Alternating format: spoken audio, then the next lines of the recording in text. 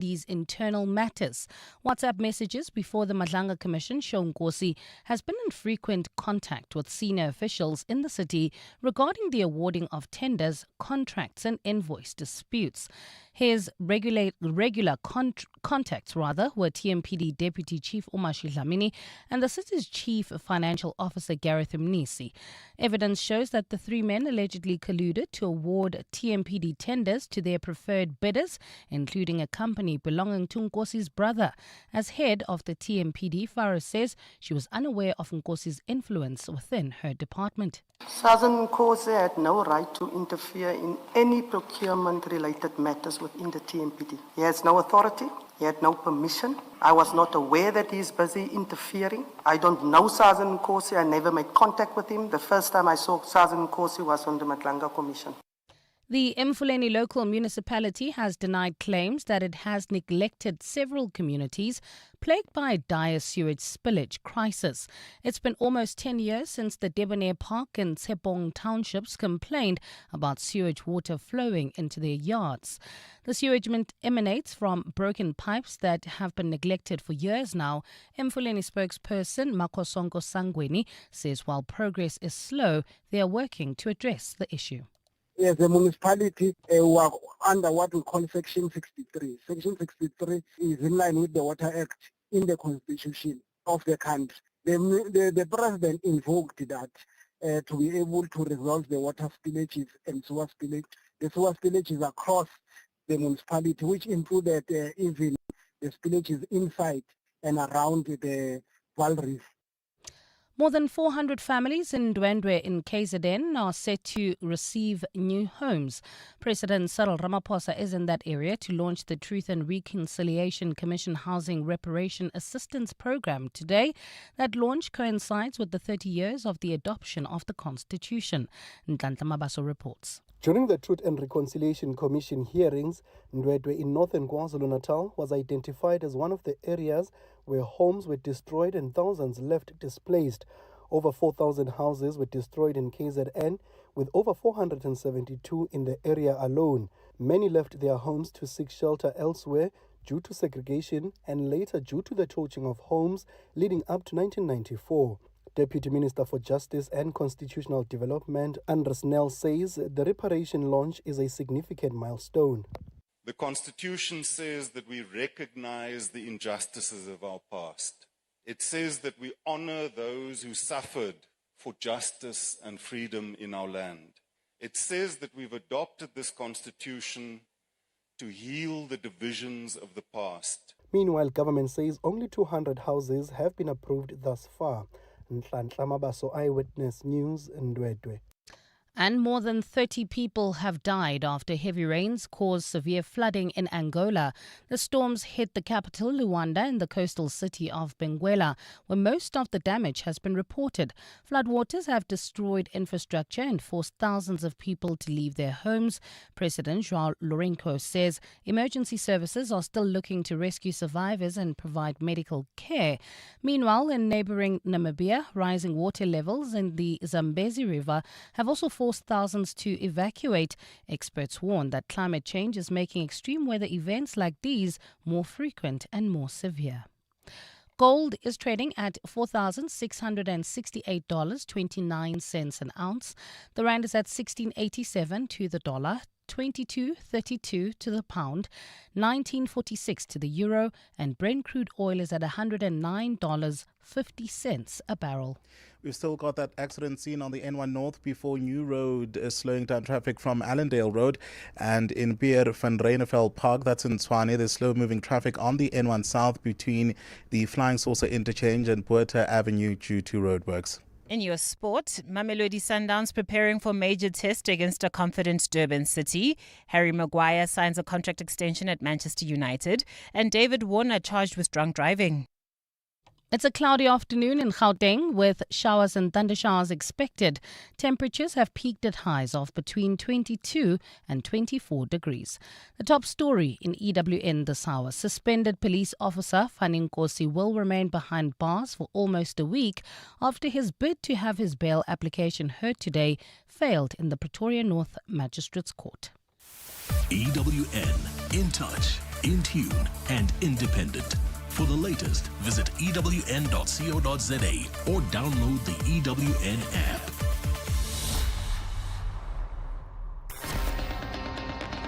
You're with John Perlman on 702. Streaming on the Prime Media Plus app, DSTV channel 856, 92.7 and 106 FM.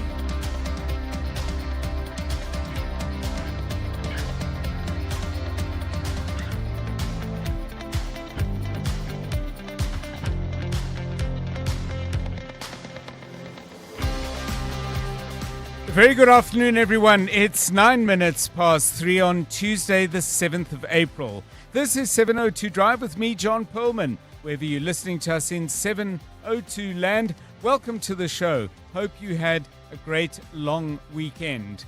A whole civilization will die tonight, never to be brought back again. Those were the ominous words of US President Donald Trump, posted today on his Truth Social site. This follows on his warnings that bombs will rain down on Iranian infrastructure like railways, bridges, and power stations. Do the rules of war, because there are actually rules of war, allow adversaries to bomb anything they like? We'll talk to international law expert Dr. Martha Bradley. That's after 5 o'clock. In other stories, as the soldiers move into gang strongholds in Cape Town, a new study has revealed that those same gangsters are moving into smaller towns in the Western Cape. Saldanha Bay is one featuring very prominently amid links to the international cocaine trade being spelled out. Details about that after 4. Emfuleni pays out millions in overtime, but services in that southern Gauteng community, it would seem, get worse and worse. Alpha Ramushwana, our EWN colleague, has been taking a closer look what's going on down in Emfuleni. He joins us shortly to tell us what he's found. And we'll hear about an innovation and investment fund that has created lots of jobs and sent many smaller businesses on their way to becoming much bigger, creating jobs in the process. It's a good news story. Alison Collier is CEO of the Harvest Fund, now in its third version. We'll talk to her a little bit later in the show. That's coming up at 10 to 5. Speaking of money and jobs and all of that on the markets, well, it would have been good if the JSE could have extended the Easter weekend. There is no good news coming out of Gwen Lane. The all share down by 910 points with losses across the board. 91 hit the hardest, down by 10.35%. Alphaman by 4.5% and Implats by 3.6%. On the upside, Sasol is responding well to a $1.16 increase in the price of Brent crude. Even if the rest of us are none too happy about that, Sasol up by 6.8%. ARM, African Rainbow Minerals, has gained 2.4%. Sun International up by 1.8%. Rand trading at 16.87 against the dollar. It's been better. It's certainly been worse. A euro will cost you 19 Rand 51 and 22 Rand and 36 cents will get you a pound. The oil price the Brent crude is currently trading at $110.56 a barrel. Stephen Crudis joining us with all the market news at 25 past 4. We'll have sport with Tato Muloto. Mbali Dlamini has the latest news headlines, and Kosi Corner, Malinga Mnisi is keeping an eye on the roads. We'll get the latest from him in just a moment. This is 702 Drive.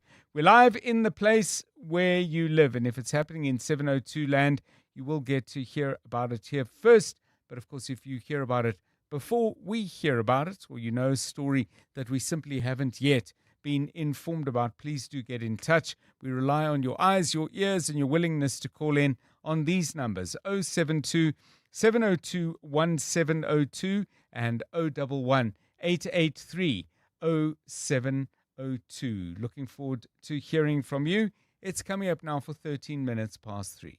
702. Let's walk the talk.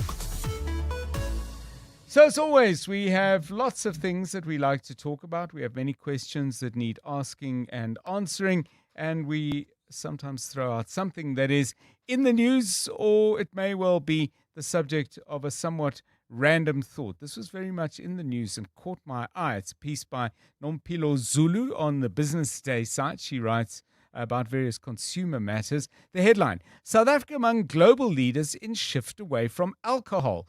Data shows many young consumers aim to cut back amid healthier habits. Now, there's an organization that's conducted this study. They've done it all over the world. They're called World Panel by Numerator. 30% of South African consumers say they intend to reduce their alcohol intake, which is nearly double the global figure of 17%. And this is a view coming through in a number of questions they've asked young people. I guess what did catch my eye in Nompilo's report on the study is intention. People intend to reduce their alcohol intake, but it is very interesting that younger people are saying they want to eat more fresh food. They want to generally live much healthier lives, and there are some brands that offer non-alcoholic alternatives that have grown household penetration substantially, according to this report. So, really straightforward question. Either you are yourself one of those younger consumers. I cannot speak for you, not being one of your number, but maybe you've got a view on that. I mean, young people around you, we're talking about people now under the age of 35 in the studies. So even if you that's not your age bracket, you will know people like that either in your work, social, or family circles. I mean, are you finding that you offer younger people and say, can I offer you a beer, a glass of wine, would you like a whiskey? We're having one. And people are saying, I'm good, thanks. I'll have some sparkling water. What are you noticing? And if you fit the age bracket, what decisions are you making? I think it's very, very interesting indeed. I know that alcohol manufacturing companies and those that market the products are saying that times are way, way more challenging than they were. So there's evidence coming in on different fronts, but I'm interested to know what the conversations are around this particular issue. Jonathan Fairbairn, Kapazela, I hope you had a good weekend. Back with us now and producing the show together with Refue Litsua. You passed the mark, 35, I think it's fair to say. We've talked about this before, so no breaking news here. But, I mean, your circles are quite wide, and both family, friendship networks, and people you meet through playing golf and so on. Are you noticing anything with younger people and alcohol? Afternoon, John, and thanks. I had a good long weekend, and I hope everybody did too. Sure. I mean, I must say, I've got quite a wide range of friends at different ages, but I haven't picked that up amongst them that they are drinking less. Right. So I mean, they may not drink, the traditional stuff that we kind of drank. They may be doing more of these spritzers things. Yes. And that may be partly due to one of the things that were mentioned in that study for health reasons. But I mean, in my personal circles, I haven't noticed many young people drinking less. Okay. Vaping, yes. I mean, that we know they vape a lot. But the alcohol thing, they pretty much still drink. Maybe not as much as we drank when we were a lot younger. Yes. But they're still drinking. Yeah. Still drinking a lot. So let me just throw this out to, the question obviously thrown out to all listeners, but I'm interested, for example, do you run a bar or are you involved as an investor in a place of entertainment? Maybe you're involved in the restaurant business. You might have an observation to make in that regard. Maybe you do catering for corporate and company events or launches of various products and so on. Maybe you've got a take on what you're seeing. What are you selling? What are organizers or people who are contracting you to come and set up a point of entertainment telling you? I'd be very, very keen to hear from you what you're noticing. Kosikona, welcome. It's good to have you with us on the show. Thanks, John. You definitely you're definitely younger than me, and I'm pretty sure you're younger than Kabazela. But your observations, you're much more in that 35 and under age group. 100%. But I think I've got an interesting relationship with alcohol. But I think what I like from that article in terms of what it emphasizes the issue of intention. Yeah. And I think just from my little circle of friends who are around the same age, I have noticed that, it's starting to tire them out a little bit. Yeah. But I'm not too sure if that's informed by perhaps wanting to live a healthier life, Yes. or simply because you struggle to now contend with a hangover in Yes. the morning, and you just Okay. don't want to feel like that because it's counterproductive. Yeah, it's interesting though. I mean, because not all drinking of alcohol has to lead to hangovers, but maybe at a certain point in your life, excuse me, John Perlman. the social 3 to 6 p.m. the social circumstances around drinking are that it's not necessarily accompanied by a meal, or it's a long evening with friends and so on. So I get that can influence the way in which you drink. But give us a call on 011 883 0702 and 072 702 1702. I'd love to get your thoughts. It's 19 minutes past 3. Let's get the latest from the roads in Kosikona. How are we looking? We've still got that accident scene, John, on the N1. That's in Midrand. We've had it for quite some time. It's before New Road. It's slowing down traffic right from Allendale Road. If you perhaps around that area, please do let us know what the progress may be. Traffic lights are also out in Midrand at Old Pretoria Road and Olifantsfontein Road, as well as the N1 South and Olifantsfontein. We're told that pointsmen are on duty. Pointsmen also on duty in Edenvale, where traffic lights are out at the N3 and Modderfontein Road. In Tshwane at Pierre van Ryneveld Park, there's slow-moving traffic on the N1 South before the Flying Saucer interchange and Botha Avenue due to roadworks there. We've also got traffic lights that are out in the capital, in Centurion at Old Johannesburg and Brakfontein, and Namalfius Drive and Oliven Houtsport, that's in Brakfontein. We're told that pointsmen are on duty there. If there's anything that we've missed, please do feel free to let us know. Send us your latest traffic update on X. We're at EWN Traffic, or WhatsApp us on 072 702 1702.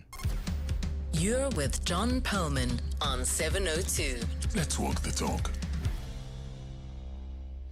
702 Drive, it's 20 minutes past 3. Now, this next thing we're going to talk about very much focuses on the municipality of Emfuleni, Vaal Triangle. It used to be called in the past Sebokeng, Everton, Boipatong, Bopalong, places that many of you know well, whether you live there or not, but they've certainly featured, Sharpeville, of course, in many, many conversations in both South Africa's history and in terms of its current difficulties and dilemmas. Our colleague Alpha Ramoshwana at EWN has been down in that part of Gauteng, spending some time in communities, taking a look at what's been going on there, and he joins us now. Alpha, a very good afternoon to you. Some of this prompted, I believe, by a question asked in the Gauteng legislature. I'm not sure what prompted the asking of the question. It was submitted by the Democratic Alliance. Almost 700 million rand spent on overtime pay for cleaning and environmental units down in the Emfuleni municipality. You'd expect the place to look pretty spick and span, does it?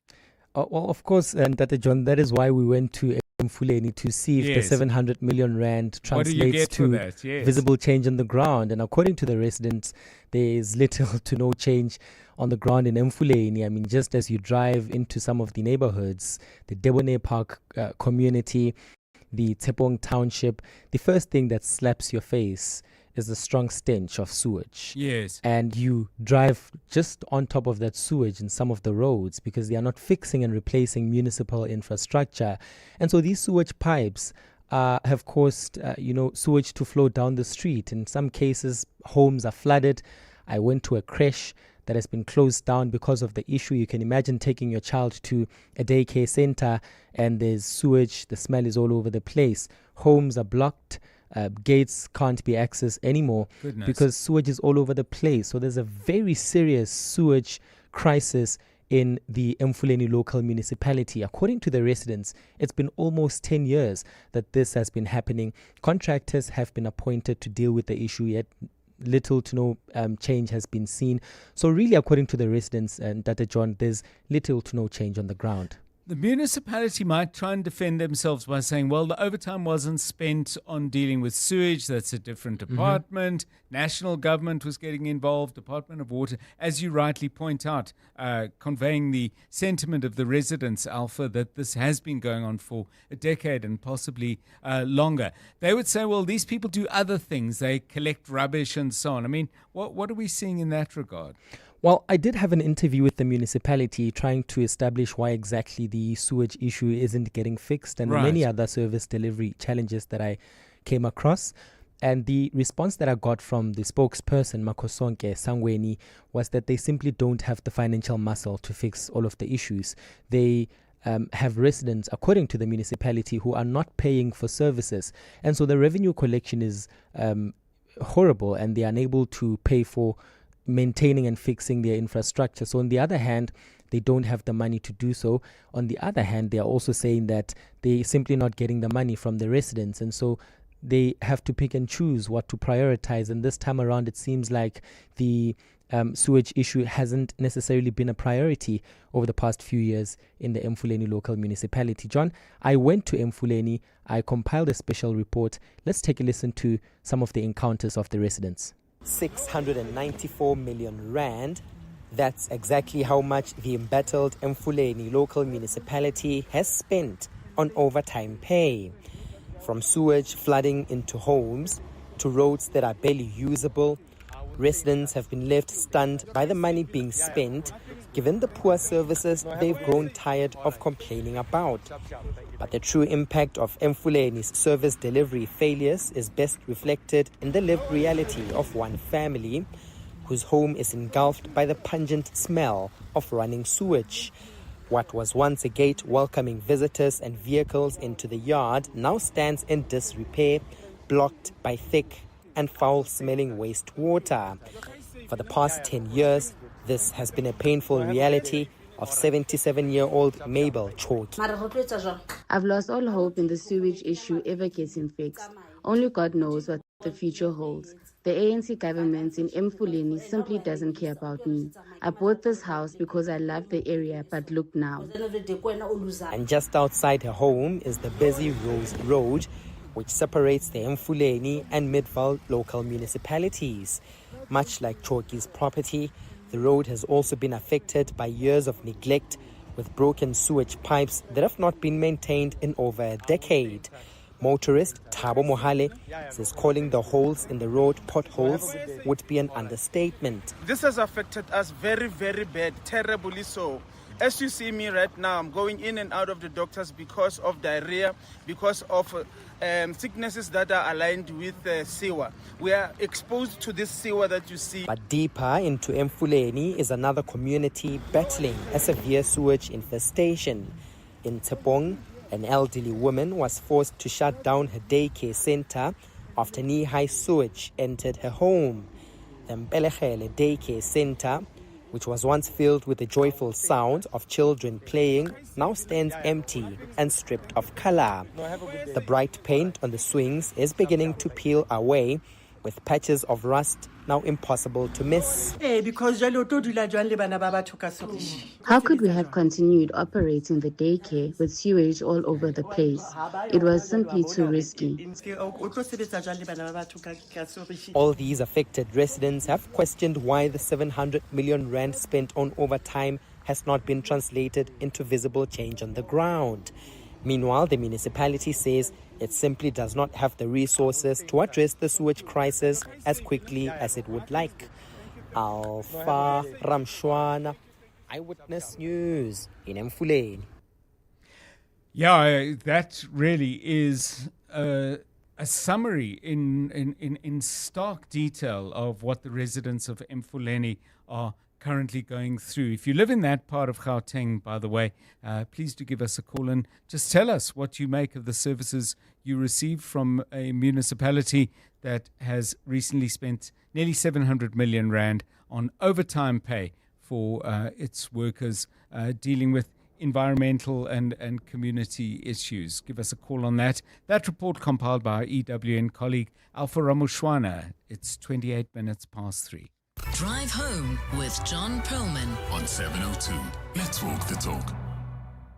Right, let's get an update on our window into, shall I rather say, yet another municipality. This time it's a metro, not because of anything coming up in the legislature or in the council chambers, but at the Madlanga Commission, the city of Tshwane, particularly the Tshwane Metro Police Department, in the spotlight at that inquiry into police criminality, corruption, and the extent to which political interference is undermining the work of the SAPS. Our colleague Thabiso Goba has been keeping an eye on this. Thabiso, a very good afternoon to you. What are we hearing here? I mean, I've caught bits and pieces. Some of it is very much about process and admin, but it seemed to me from the bits I heard that's really fundamental weaknesses and problems were starting to be laid bare. What are you hearing?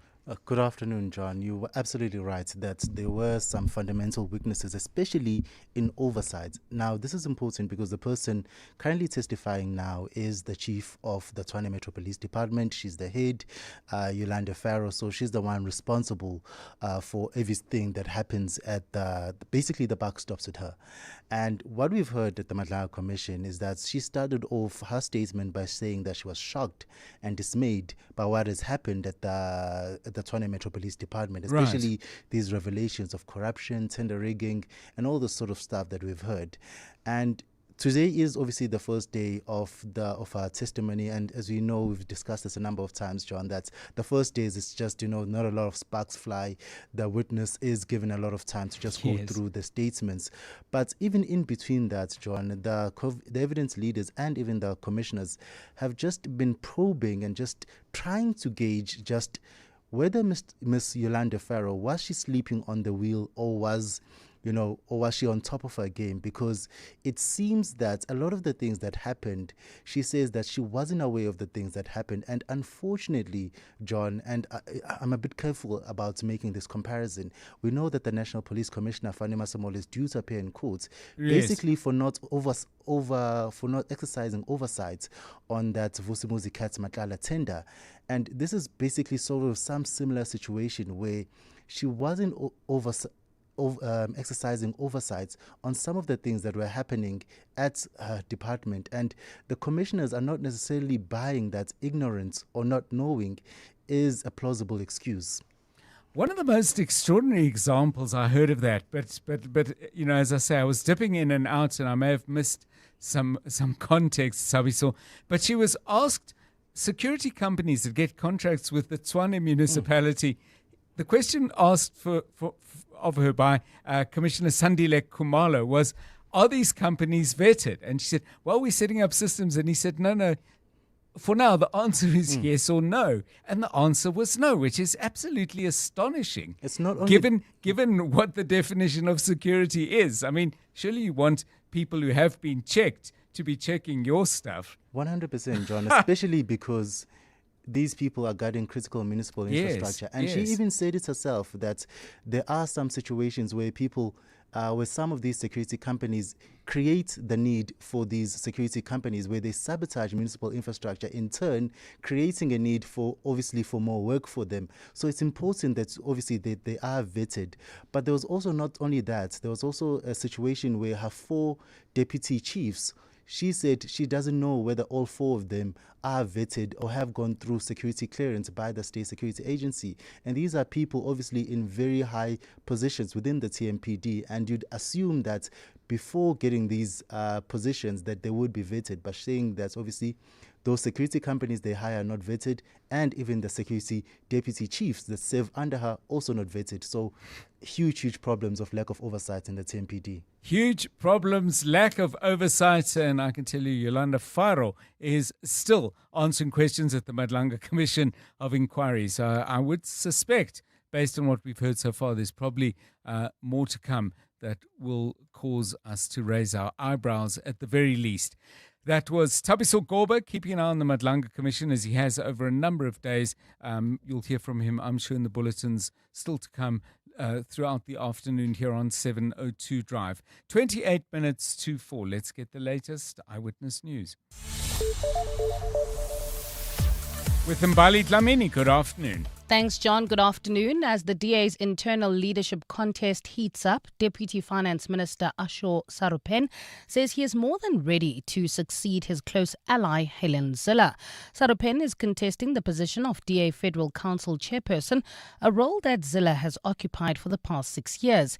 He is set to face off against the party's National Assembly House chairperson, Werner Horn, as well as Neo Mokoena at the party's Federal Congress taking place on Saturday. Alpha Ramshwana reports. Deputy Finance Minister R700m is eyeing a full-time role within the Democratic Alliance, one that is effectively responsible for overseeing the party's operations. Although he is up against two other candidates, analysts believe he is likely to enjoy the strongest support given his close ties to Helen Zille. R700m acknowledges that the position comes with significant pressure, especially in an election year, but says he's more than ready for the challenge. I've known Helen all of my political career, and they are very, very big shoes to fill. I'm not going to pretend that they're not. Do I feel pressure? No. I mean, it is daunting, but I've worked as an understudy. Remember, I've been her deputy for 6 years as well. So I think that means I've learned everything I can. The DA's National Congress is scheduled to take place in Midrand this coming weekend. Alpha Ramshwana, Eyewitness News. President Cyril Ramaphosa has described the Ndwendwe housing reparation project as a new path to reconciliation. Hundreds of families whose homes were destroyed during the apartheid era will be given new homes soon. During the 1980s and the early 90s, Ndwendwe was largely affected by political violence, which left many families displaced. Nhlanhla Mabaso has more. President Cyril Ramaphosa says government is determined to close the painful chapter which played out in Ndwendwe in the 1980s and the early 90s. However, he admitted that it will take more time to achieve this. Just last month, the president handed over land to communities and families in Umzimkhulu who were also forced out of their homes by the apartheid government. Today, the families who left their homes due to political violence in Ndwendwe were promised a new start. Ramaphosa says this is a first step towards healing the wounds of the past. We were doing that to restore justice, to take our people back to the land where they were taken from. We were doing that so that we can heal the wounds of the past. The president says similar projects will be rolled out in other communities across the country soon. Nhlanhla Mabaso, Eyewitness News, Ndwendwe. And in South Korea, a Thai drug kingpin has been deported for allegedly running a major drug trafficking operation. According to reports, the 43-year-old evaded arrest for years, but was arrested yesterday at a hotel at the request of Thailand's Office of the Narcotics Control Board. AFP is reporting today that he entered the country using a third country passport. The South Korean spy agency says the suspect's organization is believed to have trafficked narcotics across Thailand. It's a cloudy afternoon in Gauteng today with showers and thundershowers expected. Temperatures have peaked at highs of between 22 and 24 degrees. In Midrand, there's been an accident on the N1 North before New Road, slowing down traffic from the Buklu interchange. Expect about a 20-minute hold up there. Traffic is backed up on the M1 South between Empire Road and the Crown interchange. Those are the usual peak time delays. And it's raining in some parts of the province, so the roads are wet. Please slow down, keep those headlights on, and make sure to keep a safe following distance. The top story in EWN as the DA's internal leadership contest heats up, Deputy Finance Minister R700m says he is more than ready to succeed his close ally, Helen Zille. Clement Maniatella. Weekday mornings, 9 to 12. 9 to 12. I'm sure you've seen the Department of Health come out and say, well, these products are actually still safe for use, but I know you've been raising some concerns. Where do you see the gaps here? Said our response as an organization, we said that it's important for them, the South African government, put in place standards that are, transparent to ensure that all of us who are using whatever product, especially a product that comes into contact with our bodies, they need to put in place standards to ensure that those who are using products like sanitary pads and panty liners, they are menstruating with safety, with dignity, but most importantly with the support that they need from their government. Tracy Malawana, founder and executive director of I Menstruate Movement. Clements Maniatella. 9 to 12 on 702. On the go and your stomach suddenly not keeping up, that burn, bloating or reflux could be symptoms of an ulcer. Stress can make it feel even worse. Ulcernic offers triple action relief by coating your stomach lining with a protective layer and works for up to 6 hours. No prescription needed. Choose between suspension, tablets or effervescent tablets.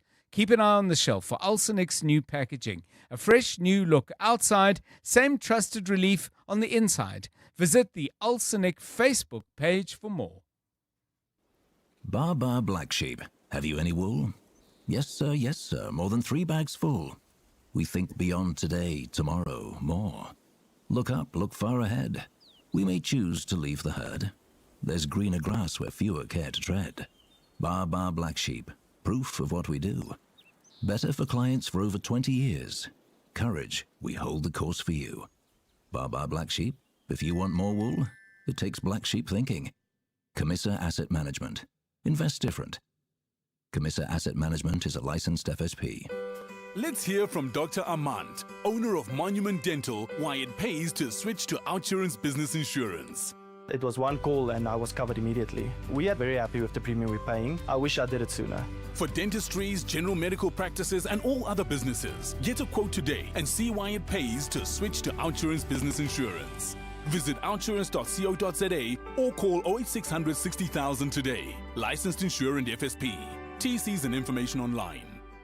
Get a free optical frame when you get tested at Specsavers this April. Purchase a comprehensive eye examination and get your optical frame free up to the value of 1,000 Rand. Choose your free frame from our wide range of trendy, affordable styles. Get tested today at your nearest Specsavers or book online. Affordable eye care, Specsavers. T's and C's apply. Running a small business is not just about having a great idea, it's about having the right tools to grow it. That's exactly where MTN Business comes in. Beyond the 702 MTN Small Business Awards, they're doing a lot more to support SMEs. Tomorrow on Afternoon Drive with me, John Perlman, we'll be in conversation with MTN Business, exploring their cloud solution tower and how it's helping small businesses become more agile, scalable, and cost-efficient. Tune in and find out how they can help take your business further. MTN Business, let's talk shop on 702. 702. WhatsApp John on 072 702 1702. Afternoon, 702 and the listeners. Where is the human rights with regards to this Emfuleni? Because it has been going on for 10 years. Aren't they helping? What is their job?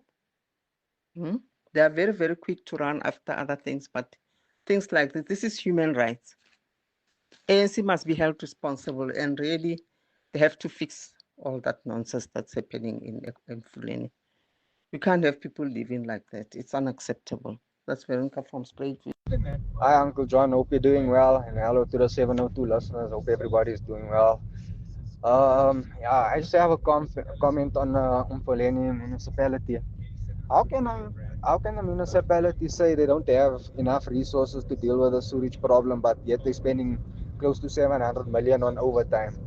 That's a weak excuse, Uncle John. I think you should interview them, and I think you should take them to task, because what Alfred said now on his news report, that is really, really terrible. How can they come up with that excuse?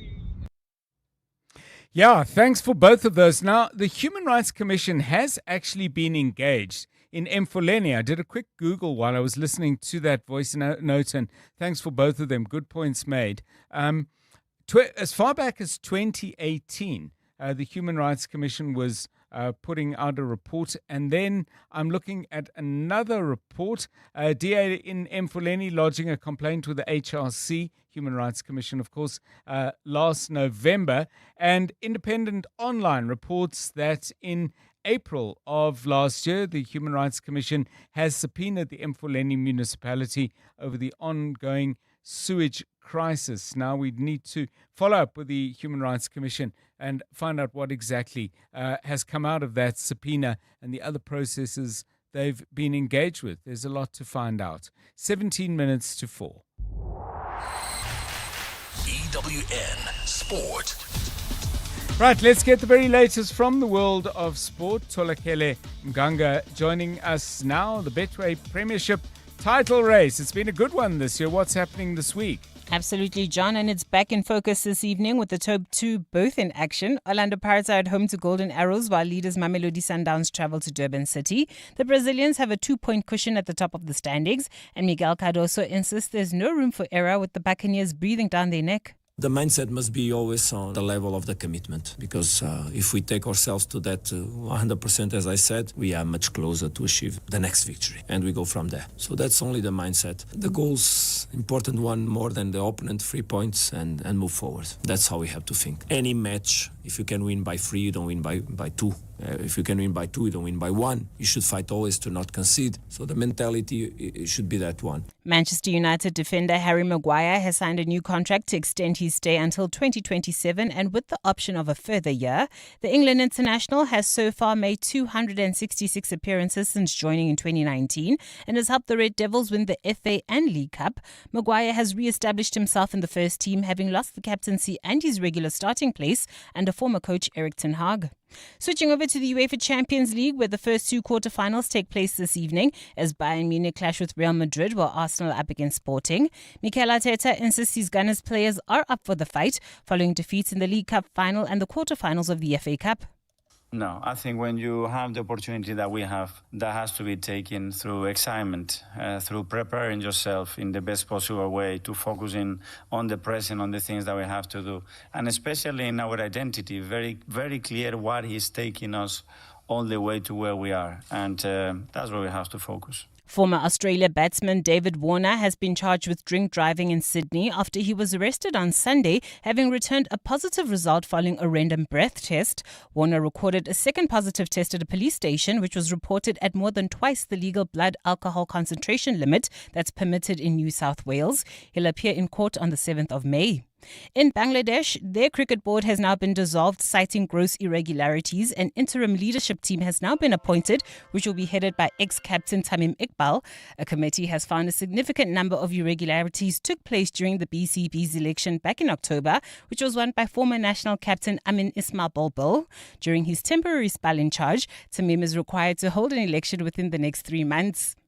Tolakele Mganga, Eyewitness News Sport. EWN Traffic. Okay, in Kosikona, Malinga Mnisi is keeping an eye on the roads for us. And he's updating me there's been an accident in Midrand, I believe. What's happening there? Yes, absolutely, John. Midrand seems to be a problematic area today where we speak of the traffic, but there's been an accident there on the N1 North before New Road, slowing down traffic right from the Buccleuch interchange. You can expect about a 20-minute hold-up. Traffic is backed up on the M1 South between Empire Road and the Crown interchange. Peak time delays as per the usual. In Bedford View, there's queuing traffic on the N3 North between Van Buren Road and Galilee's interchange. And heading towards Bryanston, you can expect heavy delays on the N1 South between Rivonia Road and Winnie Mandela Drive due to a stationary vehicle.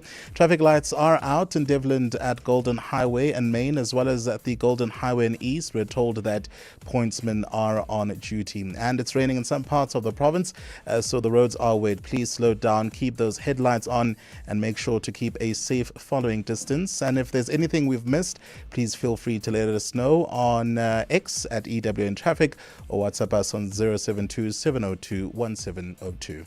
There's more EWN on air, online, and on the EWN app. You're with John Perlman on 702. Let's walk the talk. 702 Drive. So I asked a little bit earlier about the findings of a new study showing that a growing number, and in fact something of a world leader, a leading number of young South Africans are increasingly saying they plan to drink less alcohol. And I was asking, is that people's experience? Not in the case of Mjendi, who sends us this from Kagiso and says, alcohol abuse depends on where you live. In my township, Kagiso, the younger generation doesn't drink but swims in alcohol. Social issues and ills like unemployment and no opportunities for a better life add to this alcohol abuse. Tolakele, I mean, we're just asking, people to dip into their experience. If you are 35 or younger, then or somewhere around 35, you can comment from your own experience. But friendship circles, family networks, work gatherings, things you observe in your interesting and varied life. Are you seeing more and more younger people saying, well, I don't think I'm going to drink as much as I used to. I'm going to drink less, and maybe I'm actually not going to drink alcohol at all. Any signs you're seeing? I think I'm a little bit like the man who sent the message there, where in the area that I'm from, in Katlehong, if anything, it's on the rise, because a lot of kids, once they leave high school, once they leave university, the job opportunities are not there. And if there's one thing that is always available to do, it is drink. So it becomes their outlet in terms of how they pass the time and things to do, because also to just sit and constantly think about how what you want to do is not coming to fruition is it's a really depressing situation. So they end up just turning to alcohol as a stress reliever. In terms of people in my age group, I feel like they are the ones that are now deciding to drink less. And it's a whole variety of factors. Some people are getting into their health journeys where they're like, no, I want to focus on just my body and just pushing myself to see how much I can actually just quit alcohol and become a social drinker. So I think there's the two different attitudes in terms of the younger people in my life versus the ones that are on my age. Yeah, thank you. And that's an important distinction and made earlier by Mjindi as well. So do give us a call on that on 011 883 0702 and 072 702 1702. Still to come on 702 Drive, the Artemis II space mission. We're going to be talking about that in some detail at 20 minutes past 4. I have to say I haven't been following it very closely, which is an interesting thing, because when I was a very small boy, I mean, we're talking about in primary school, those were the first years of the missions to the moon, Obviously, the moon landing was the significant moment in that whole process, but the Apollo missions that preceded it and followed it, we would be up in the middle of the night listening to the Voice of America, which was basically carried, there was no commentary or analysis or explanation. They basically carried the live feed. And there was a lot of beeping and American accents. And then occasionally something would happen. My elder brother had a better idea of what was going on than I did. And I probably was dozing off half of the time. But he and my mom would be, it was incredibly exciting, probably because you couldn't see it. So, people talk about radio being the theater of the mind, and we had to imagine all these things. We'd seen pictures in magazines and newspapers and little bit on the kind of newsreels that they showed before movies in those days. We didn't have television. So now a chance to watch this, but I must say I haven't connected to it or with it. But we'll be talking to somebody who's got a real insight into why all of this matters. That's coming up a little bit later on the show at about 20 past 4, 9 minutes to 4. Drive Home with John Perlman on 702. Let's walk the talk. Well, from the moon to all the problems on planet Earth. Very interesting piece on the website, theconversation.com. I'll give you a fuller reference to it. But the headline says, why a second global shipping choke point could soon live up to its name as the Gate of Tears. Now, a couple of days back, I think about 10, 12 days ago, we focused on the Strait of Hormuz and how central and crucial it was, how narrow it becomes at a certain point, which allows literally for two ships with a 2-kilometer kind of middle monarchy in the middle of ocean, where the two ships can sail safely and run no risk of banging into each other. This is highlighting an area further south. It's not on the Mediterranean Sea, but it is south of the Suez Canal. And if you can picture the Horn of Africa, the Bab el-Mandeb Strait, also known as the Gate of Tears, is about 30 kilometers wide. It's between Yemen in the Middle East on the eastern side and Djibouti to the west, which of course is on our own continent.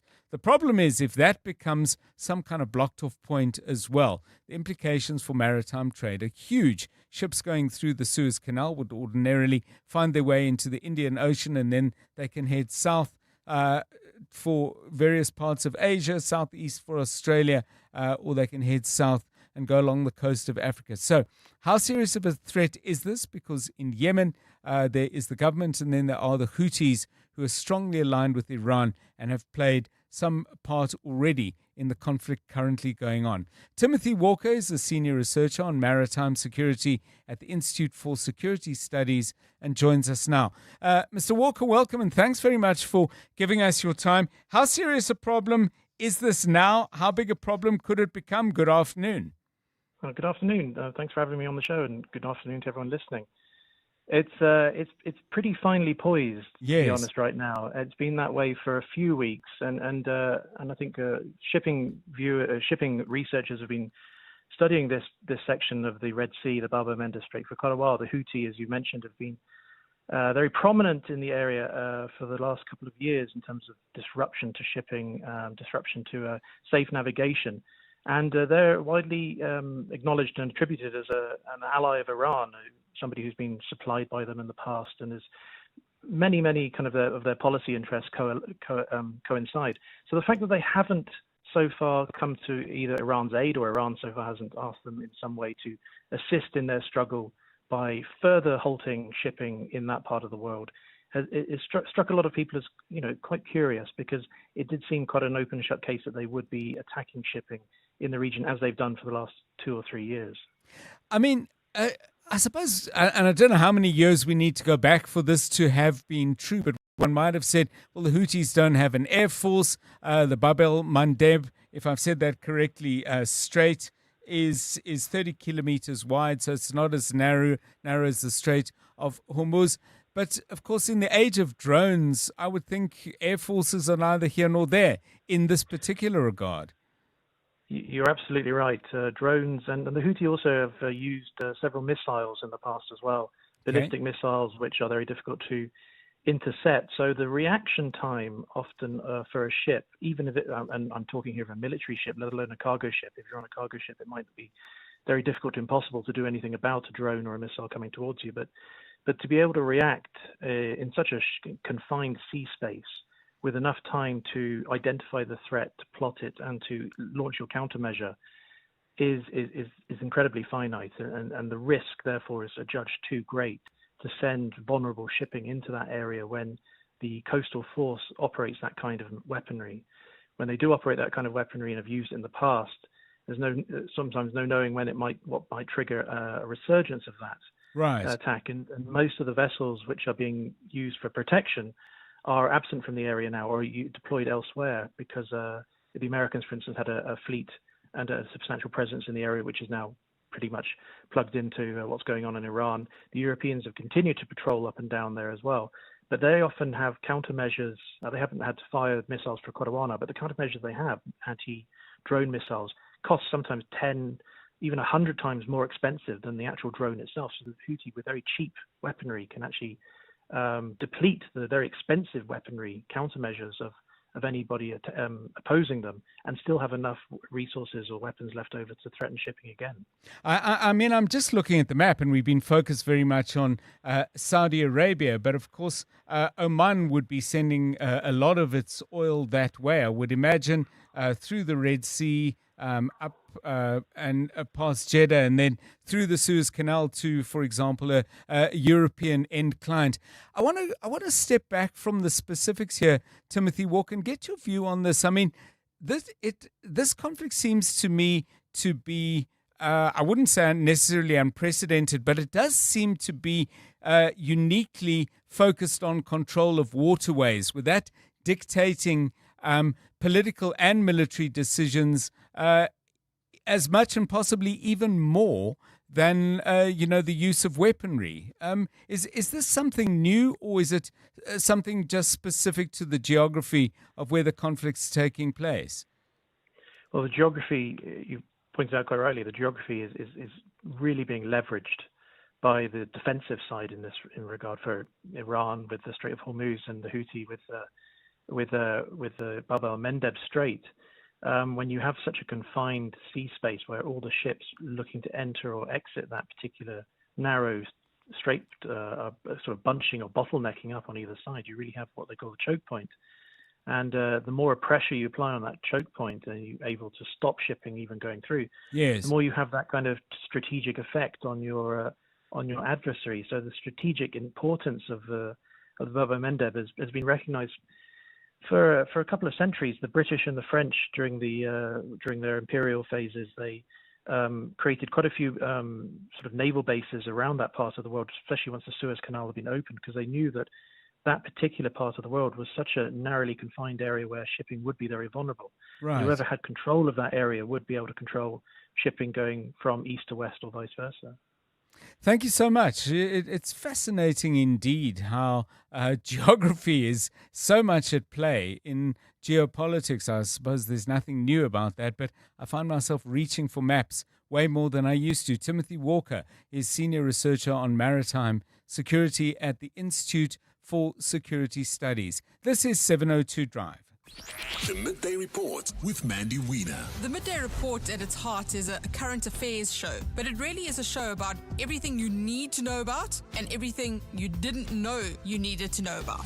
Our listener is sharp, plugged in, curious, has developed opinions, but is still open to learning new things. My favorite part is how witty, sharp, and funny our listener is. What we cover every day is breaking news, current affairs, politics, the courts, global developments, science, education, popular culture, sports, books, and of course, good things too. I like to think of it as a lunchbox with a little bit of everything. What I love about 702 Land is that it is full of energy. There's always something happening, a developing story to follow. But it's not parochial. The 702 family cares about what is happening in the world around them and how we plug into that. The Midday Report with Mandy Wiener. Weekdays from 12 to 1 p.m. Mzansi, for as little as R7.50, you can play Powerball Plus for an estimated 60 million rand jackpot this Tuesday. Today, don't delay. Play Powerball Plus for an estimated 60 million rand jackpot today, and you could be celebrating the millions. Buy your tickets now in store on nationallottery.co.za, the mobile app, or cell phone banking. Panda Pusher Play. Players must be 18 years or older. Play responsibly. Ituba is the proud operator of the National Lottery. When I say insurance, you say pineapple. Insurance. Pineapple. Insurance. Pineapple. Insurance. Pineapple. Pineapple FSP 48650 is underwritten by Omart Insure Limited, a licensed non-life insurer and authorized FSP. Are you a small business owner, or perhaps you have a family member, friend, partner, neighbor who's running a small business that you regard as something quite special? We want to reach out to all of you and beyond. Small business owners speak a language of their own, and it's a language MTN Business and 702 understand very well. For that reason, we're celebrating SMEs who walk that entrepreneurial talk in the 702 MTN Small Business Awards. From the townships to the suburbs and everywhere in between, small businesses are proving that big things can grow from bold ideas. If that sounds like your business or one you know, go to primemediaplus.com to enter or nominate them. Because once we start talking about your business, who knows who could be listening? Who knows how much further it could go? The 702 MTN Small Business Awards. Let's talk shop. T's and C's apply. This is EWN. Sergeant Faninkosi found with guns and dockets during his arrest, and flooding kills over 30 people in Angola.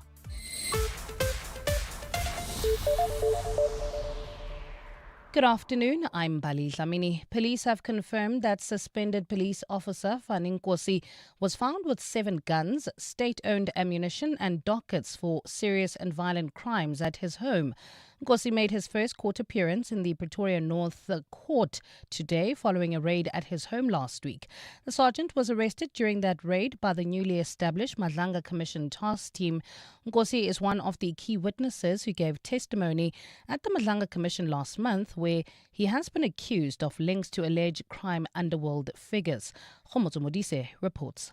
When Sergeant Vaninkosi was suspended on the 28th of March, he was required to hand over his service pistol and all SAPS property in his possession.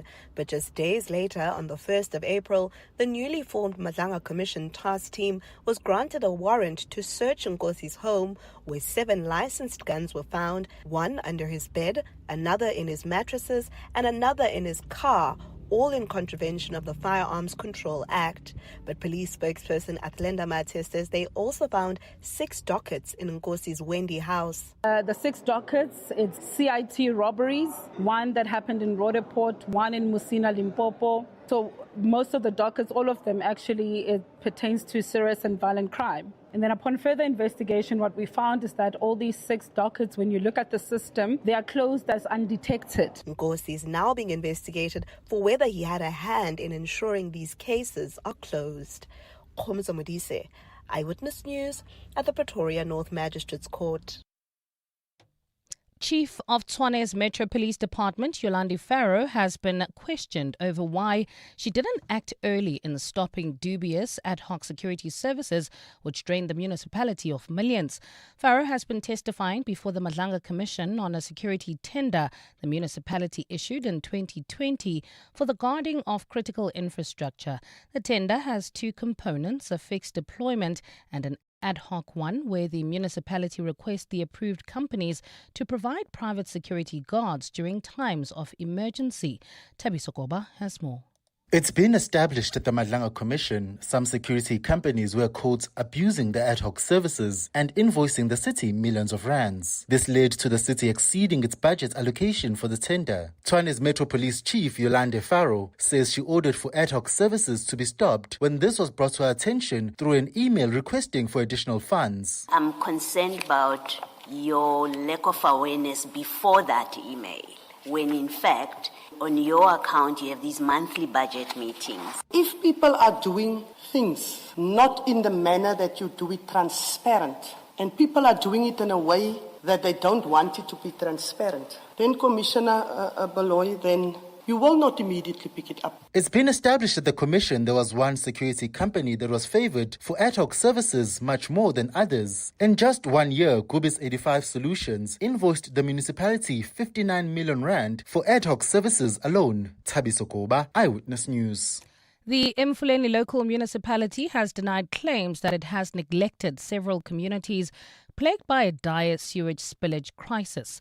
It's been almost 10 years since the Debonair Park and Tsepong townships complained about sewage water flooding their yards. The sewage emanates from broken pipes that have been neglected for years now.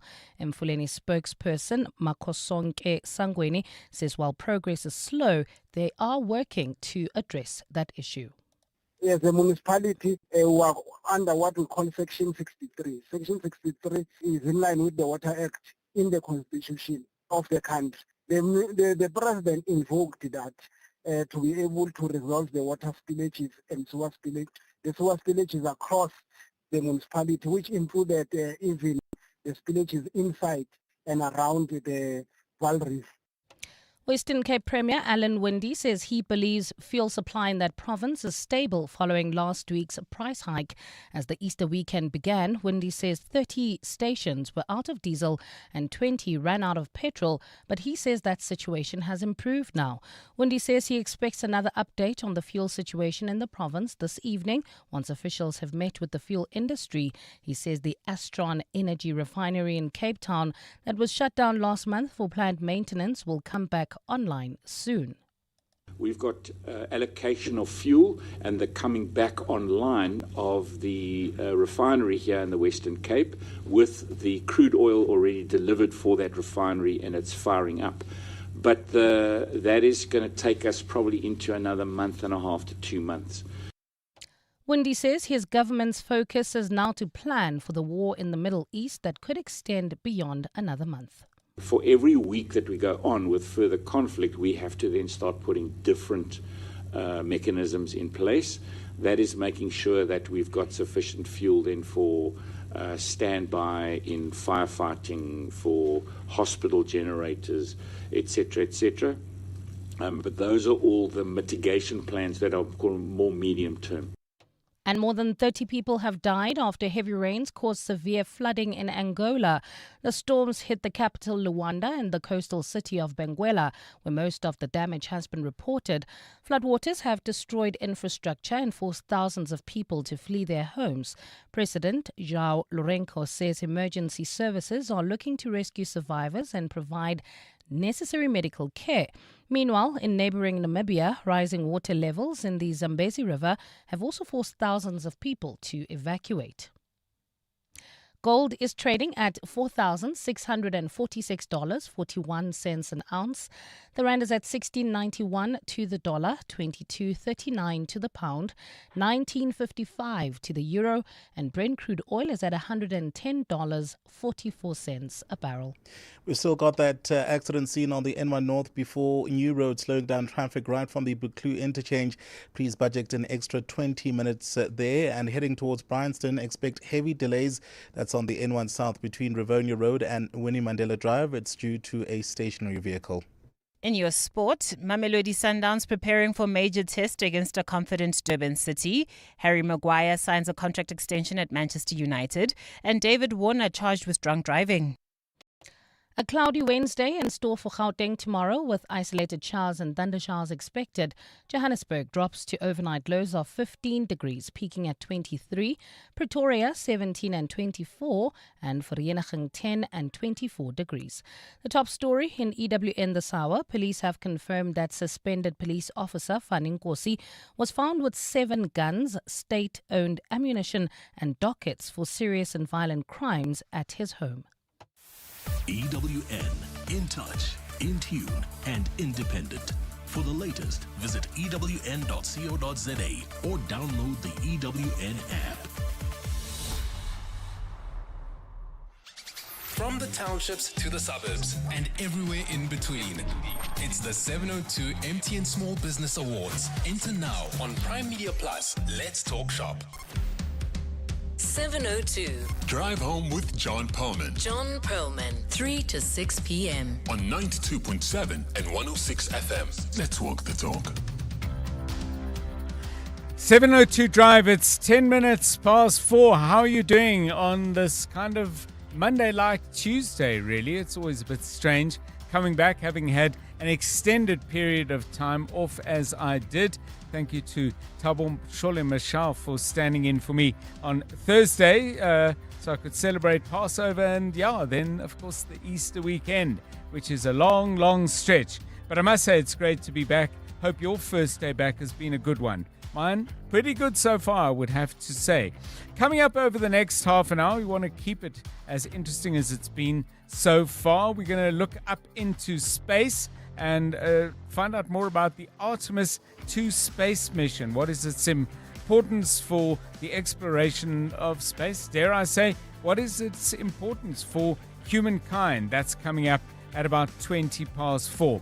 And then a very worrying trend as the SANDF looks to make its presence felt on the Cape Flats in communities like Mitchell's Plain, where I just look up at my TV screen and see that 3 people have been shot dead in Mitchell's Plain. And indeed, you might have heard Carlo Peterson chatting earlier to Jane Dutton on the Midday Report, talking about how the high levels of shooting and violence and heartbreak and community destruction on the West Coast, on the Cape Flats, continues unabated. But this trend says that the gang footprint is expanding to rural and coastal towns in the Western Cape. Saldanha Bay, Vredenburg, Hermanus has had that problem for a while.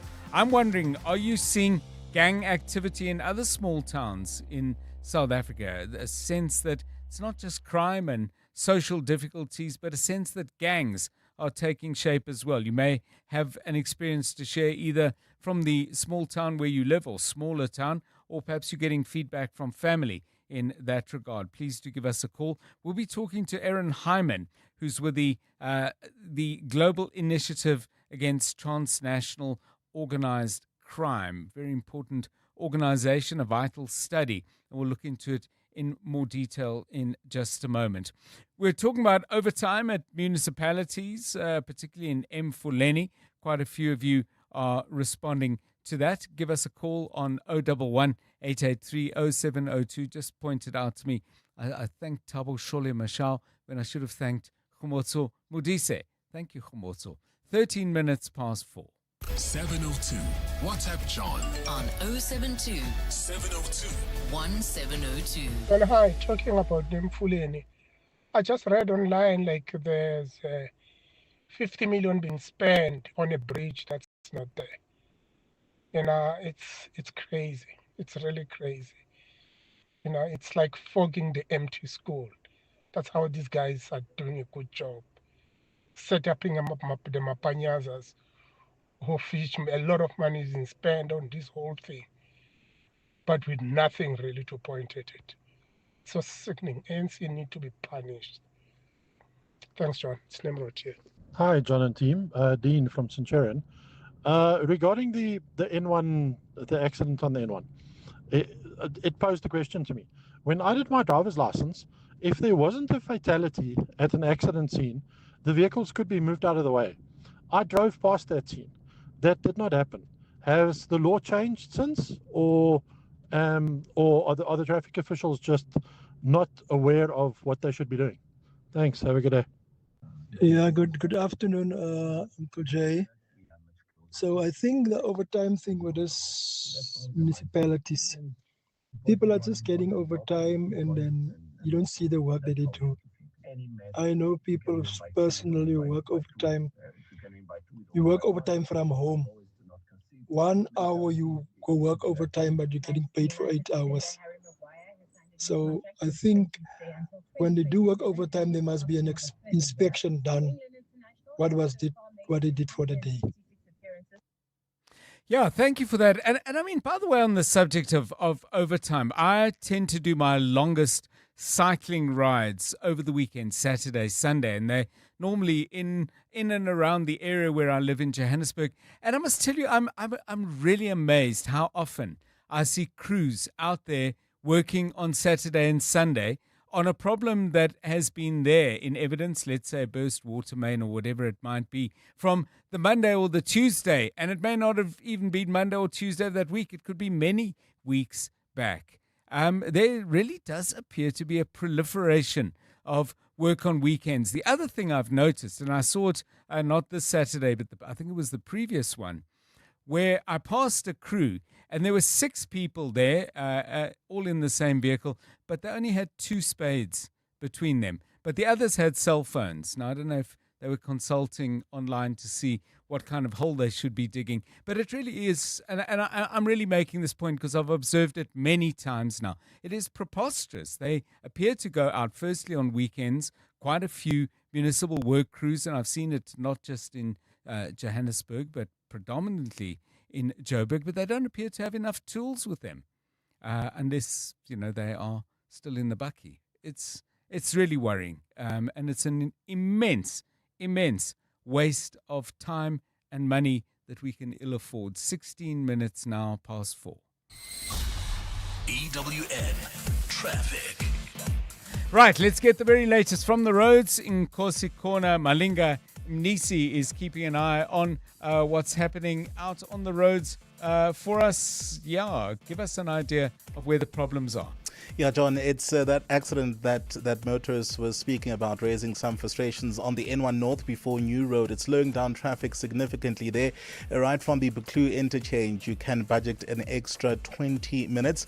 Traffic is backed up on the M1 South between Empire Road and the Crown interchange. That's the usual peak time delays there.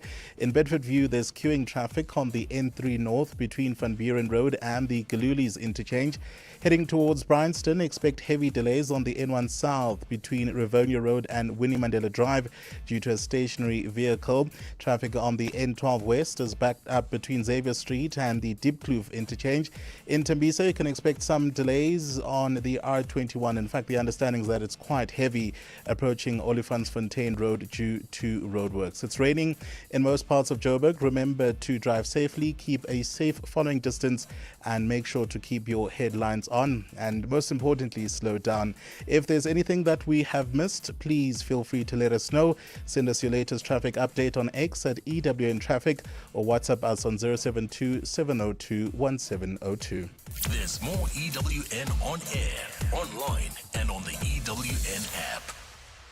702 Breakfast with Bongani Bingwa. My show is about getting you informed by the time you get to the office, your place of business, or wherever you need to go. Hopefully you have a fairly good idea what's happening in Johannesburg, in Gauteng, and around the world. We want you to be part of those water cooler conversations, and you will be part of those conversations because you'll be a better informed citizen. What I like about the 702 family and 702 land is the ecosystem that we have built, the community. It's all about connection because we may be different, but ultimately the people you talk to and the people you hear are facing issues just like you. 702 Breakfast with Bongani Bingwa. Weekdays from 6 to 9 a.m. Small business owners speak a language of their own, and it's a language MTN Business and 702 understand very well. That's why we're celebrating SMEs who walk that entrepreneurial talk in the 702 MTN Small Business Awards. From the townships to the suburbs and everywhere in between, small businesses are proving that big things can grow from bold ideas. But what we need to do is make sure that more and more and more people know about them. So if that sounds like your business, the achievement of excellence, creation of prosperity, brilliant new ideas, or maybe you know someone who's delivering against those standards and more, go to primemediaplus.com and enter yourself or nominate somebody else. Because once we start talking about your business, and we can only do that if we find out who you are and what you do, who knows how much further it could go. Previous winners and finalists in the 702 MTN Small Business Awards have seen their businesses grow dramatically. So, the 702 MTN Small Business Awards, let's make it big in 2026. Let's talk shop. T's and C's apply. In business, missed deliveries cost more than money. Go Girl Logistics is South Africa's 100% black female-owned Level 1 Triple BEE powerhouse, delivering secure, time-sensitive transport for parcels, cold chain cargo, and compliance waste. With DG trained drivers, cold chain certification, national reach, and real-time tracking, every load is handled professionally, safely, and on time. Go Girl Logistics. Power beyond cargo. Visit gogirl-logistics.com. The Money Show. Weekday evenings at 6. President Cyril Ramaphosa appointing Deputy SARS Commissioner Dr. Ngobani Makubu to take over as the National Commissioner. He'll take over from Edward Kisvetter on the 1st of May. He originally joined SARS in the procurement space and then spent a while as acting CFO and then CFO, so he understands the business and has been Deputy Commissioner since 2023. He's been in the thick of it. Charles de Vet's a tax executive. The Money Show on 702. Let's walk the talk. The Money Show, Stephen Curtis, is brought to you by ABSA Sponsorships. For 20 years, ABSA has been a proud sponsor of the ABSA Cape Epic. And now they're giving you a chance to take your grit to the gravel. Join Team ABSA Cycling on Strava. Upload your rides and you could win one of 2 ABSA Cape Epic 2027 team entries. Because your story matters. ABSA is a registered FSP. Running a business from a portable hard drive? First, you must find the thing somewhere among your invoices. The same invoices that are supposed to be on it. Then you have to twist the cable just the right way for it to work. And if it crashes, maybe from that virus of Y2K, everything crashes with it. Still storing your business data on a hard drive? Upgrade to secure, reliable cloud storage from MTN. Let's talk shop. Visit mtn.co.za/business on MTN Store. MTN Business, Africa's leading enabler of connectivity and converged solutions. Corporates That Care promotes and encourages corporate leaders and all citizens to walk the talk for a better South Africa. Catch Corporates That Care this Wednesday at 10 to 9, featuring Toyota South Africa Motors. Their president and CEO, Andrew Kirby, will be in conversation with Bongani Bingwa. And join us every Wednesday as we highlight the efforts of companies and brands dedicated to building our country. Corporates That Care is a Prime Media Cares initiative with 702 and Prime Media Outdoor. 702, let's walk the talk and make a difference together. You're with John Perlman on 702. Let's walk the talk. Well, regularly on 702 Drive, we've spoken about the deployment of the SANDF to various parts of South Africa. Last week, for instance, we were very much focused on the Cape Flats, communities like Mitchell's Plain, and I see that the death toll in today's shootings at Mitchell's Plain is now up to 4. 3 other people have been wounded. So questions asked about whether this is going to be effective. But there's a more worrying or equally worrying question, I suppose, that has been raised by a study that has just been produced by the organization, the Global Initiative Against Transnational Organized Crime. They've been looking closely at the way in which the presence of gangs and the violence and social disruption associated with these gangs is spreading to other areas. Saldanha Bay up the west coast, Vredenburg also heading up towards Namibia, but inland, I believe, and Hermanus has been had its share of problems over the years. Other people are saying this is a phenomenon they're seeing in other parts of the country. My next guest is Aaron Hyman. He's a senior analyst on the Southern Africa Observatory at the Global Initiative Against Transnational Organized Crime. Very good afternoon to you, Mr. Hyman, and welcome. Thanks for giving us your time today. Saldanha Bay, obviously a transit point and you've set it out in your report for the global cocaine trade. But why would gangs actually be moving to Saldanha Bay? Is that because the drugs are to some degree destined for South Africa? Why would this lead to an increased gang presence and with it contestation and violence? Good afternoon, John, and good afternoon to your listeners. Yes, so you've framed it correctly in the sense that Saldanha Bay is becoming increasingly important for international cocaine trafficking syndicates. But this is also linked to why gangs, at least at one level, are interested in Saldanha Bay. Our report that was published last week looked at 2 tiers of gang violence currently playing out in the Saldanha Bay area, the West Coast area. One is the normal street gang violence that we'll see in Cape Town that we associate with the Cape Flats, but the second is associated with control over the supply of cocaine and over control of the port facilities. So secondary ports like Saldanha Bay are increasingly important for cocaine trafficking syndicates, and these syndicates have diversified their delivery mechanisms to include the use of Cape gangs and their affiliated marine poaching contacts, right? So as the volumes of cocaine being trafficked through these locations increases, so does the presence of the gangs who are exploiting the opportunities provided to them by international syndicates. And cocaine is a very lucrative, very valuable product, much more valuable than things like crystal meth, as we know it. And some of the violence we are seeing is linked to the control of the support and the surrounding coastal infrastructure. Whoever controls this infrastructure can act as gatekeepers for trafficking syndicates in the area. I've read a little bit about drug syndicates, and even though the trade is global and sometimes a place can be a transit point, but I had read somewhere, and it may, I'm sure it differs from drug to drug, Mr. Hyman, that creating a local user population is actually a key part of this, because you build in a whole network of people who are eyes and ears, who have a personal user need to make sure that the police don't disrupt this. Does that apply with cocaine as well, given how much pricier it is?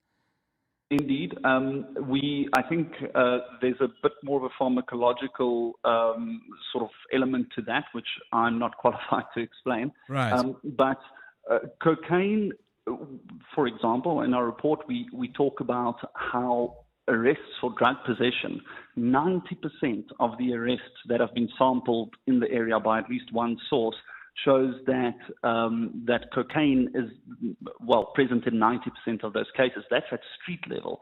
Cocaine is associated with much sort of higher socioeconomic tiers. It's a very expensive drug to buy.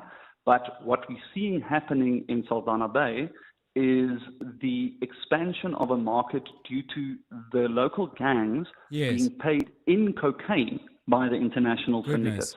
So the trafficking syndicates are paying these guys who usually do abalone poaching for Cape gangs. They're paying them in cocaine. And the Cape gangs are now attracted naturally to this market. There's a supply of cocaine. They need to expand the user base. Right. And they need to sell this cocaine to make money. So if I could just bring you back finally, Mr. Hyman, to where I started in the deployment of the SANDF. I mean, I see two implications here that raise some questions about that deployment. The one is the flexibility of gangs that would have a commercial reason, and I put commercial obviously in inverted commas, let me call it a material reason, to move not very far from the flats, particularly when the pressure is increased. But secondly, anything we do not only brings us up against our gangs, but brings us up against international syndicates as well. That raises some pretty serious questions around strategy. No, I couldn't have said it any better myself. That's exactly the problem. Saldanha Bay is just a case study. You mentioned Hermanus. There are other places that we see the expansion. You've got to see it this way. There's huge pressure from government, not just from government, but from other gangs, violent gangs, in the gang environment, the organized crime environment. And that pushes gangs away from places like Cape Town, where there is a lot of resources, a lot of law enforcement resources, to rural areas, secondary ports, places with lower surveillance. And I can tell you now, those places do not have the experience or the manpower or the capabilities to tackle this problem when it arrives on their doorstep. Thank you so much. I mean, it's quite a chilling study they've done.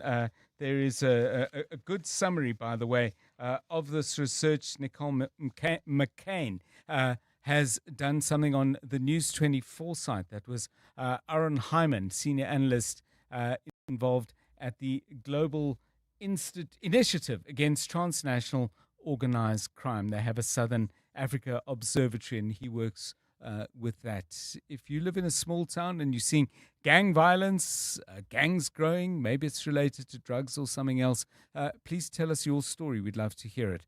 0727021702. 29 past 4. Let's get the latest market news. Stephen Curtis. EWN Business. No way of extending the long weekend. Oh, wow. To just, keep that, close the JC for another day. Why not? Declare a public holiday. It's been difficult today, yeah?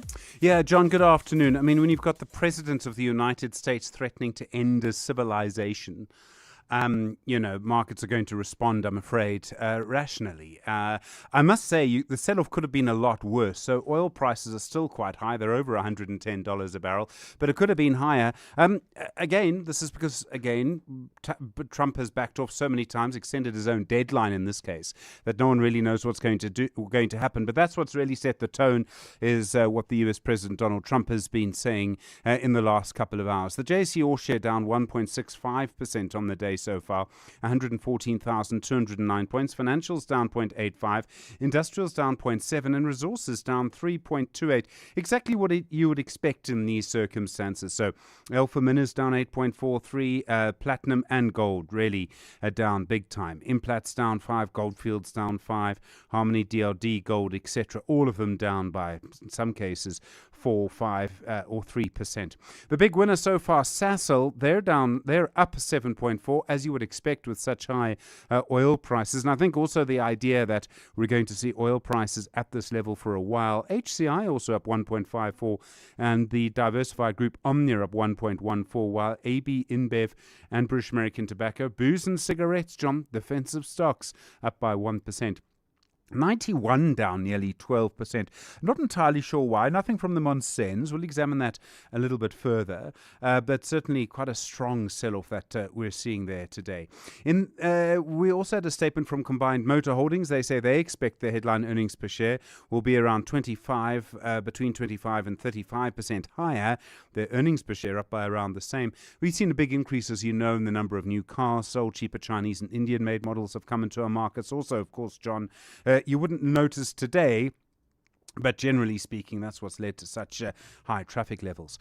In the U.S., also taking their tone from the U.S. president. So the Dow Jones down 0.84, the Nasdaq down 1.37, the S&P 500 down 0.93 on the day so far. The gold price a bit lower as well, $4,609.59 an ounce. Platinum, $1,907.50. And Brent crude now, $110.51.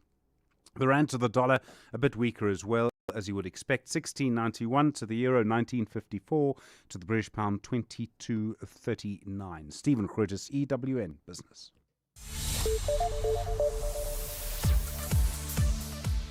Right, let's get back to the news desk. Let's get the very latest. Here's Mbali Dlamini.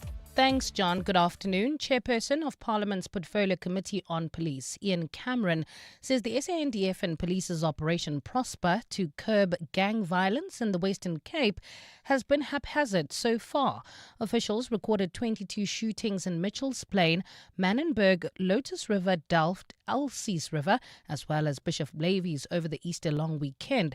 Since being deployed in Cape Town last week, the operation has reportedly only gained 2 arrests. Carlo Peterson reports. Chairperson of Parliament's Portfolio Committee on Police, Ian Cameron, says Parliament was initially told more than 800 soldiers would be deployed to the Western Cape. At the beginning of last week, they said to us that they would send just over 500. And then once the deployment started in Mitchell's Plain last week, we noted that there were just over 200 soldiers that had been deployed. Cameron, who joined the troops in Mitchell's Plain last week, says the numbers shouldn't matter. If an operation is intelligence-led and prosecution-driven, it shouldn't be a problem. In fact, with quite a small team of police members and soldiers, you would be able to make a significant impact. He says SAPS and the Army should also make better use of local law enforcement and Metro Police during the operation.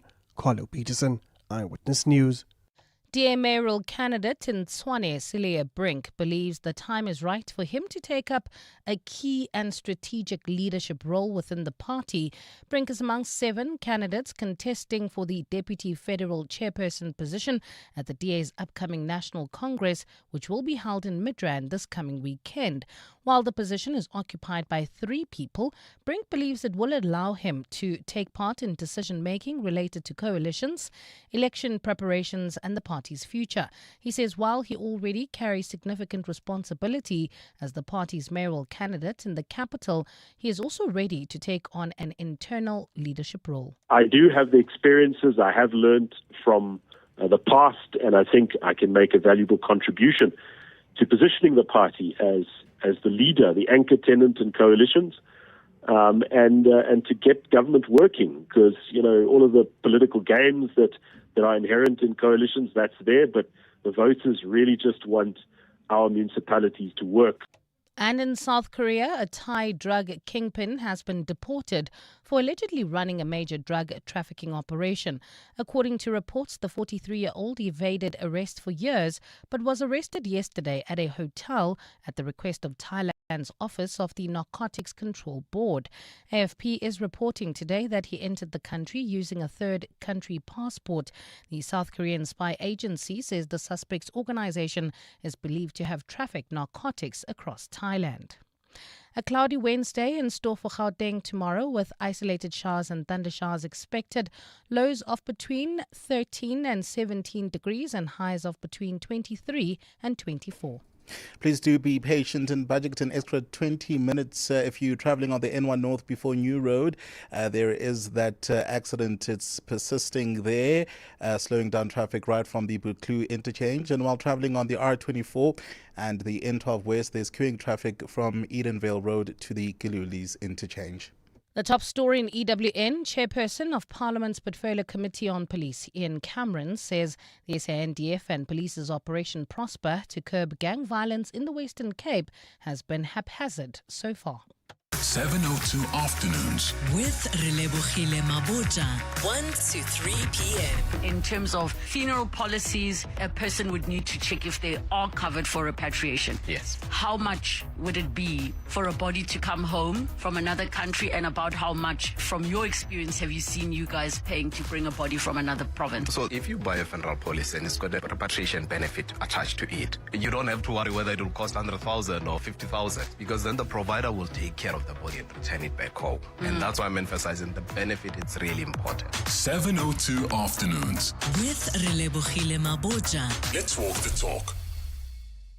You may or may not know the difference between gelato and ice cream, but you do know a great OUTsurance deal when you see one. Get a car insurance quote now, and if OUTsurance can't save you money, ask for 500 Rand or 1,500 if you've been claim-free and with the same insurer for 3 years. Get savings or cash. SMS OUT to 45142. That's OUT to 45142. OUTsurance, licensed insurer and FSP. TCs and information online. Aziz Shege, be in the game. Show your love for D-Ski with Hollywood Bets. We're taking the soccer season to new heights. You could win a share of 4 million Rand in cash and prizes, including an all-new Toyota Hilux double cab or Toyota Starlet Cross.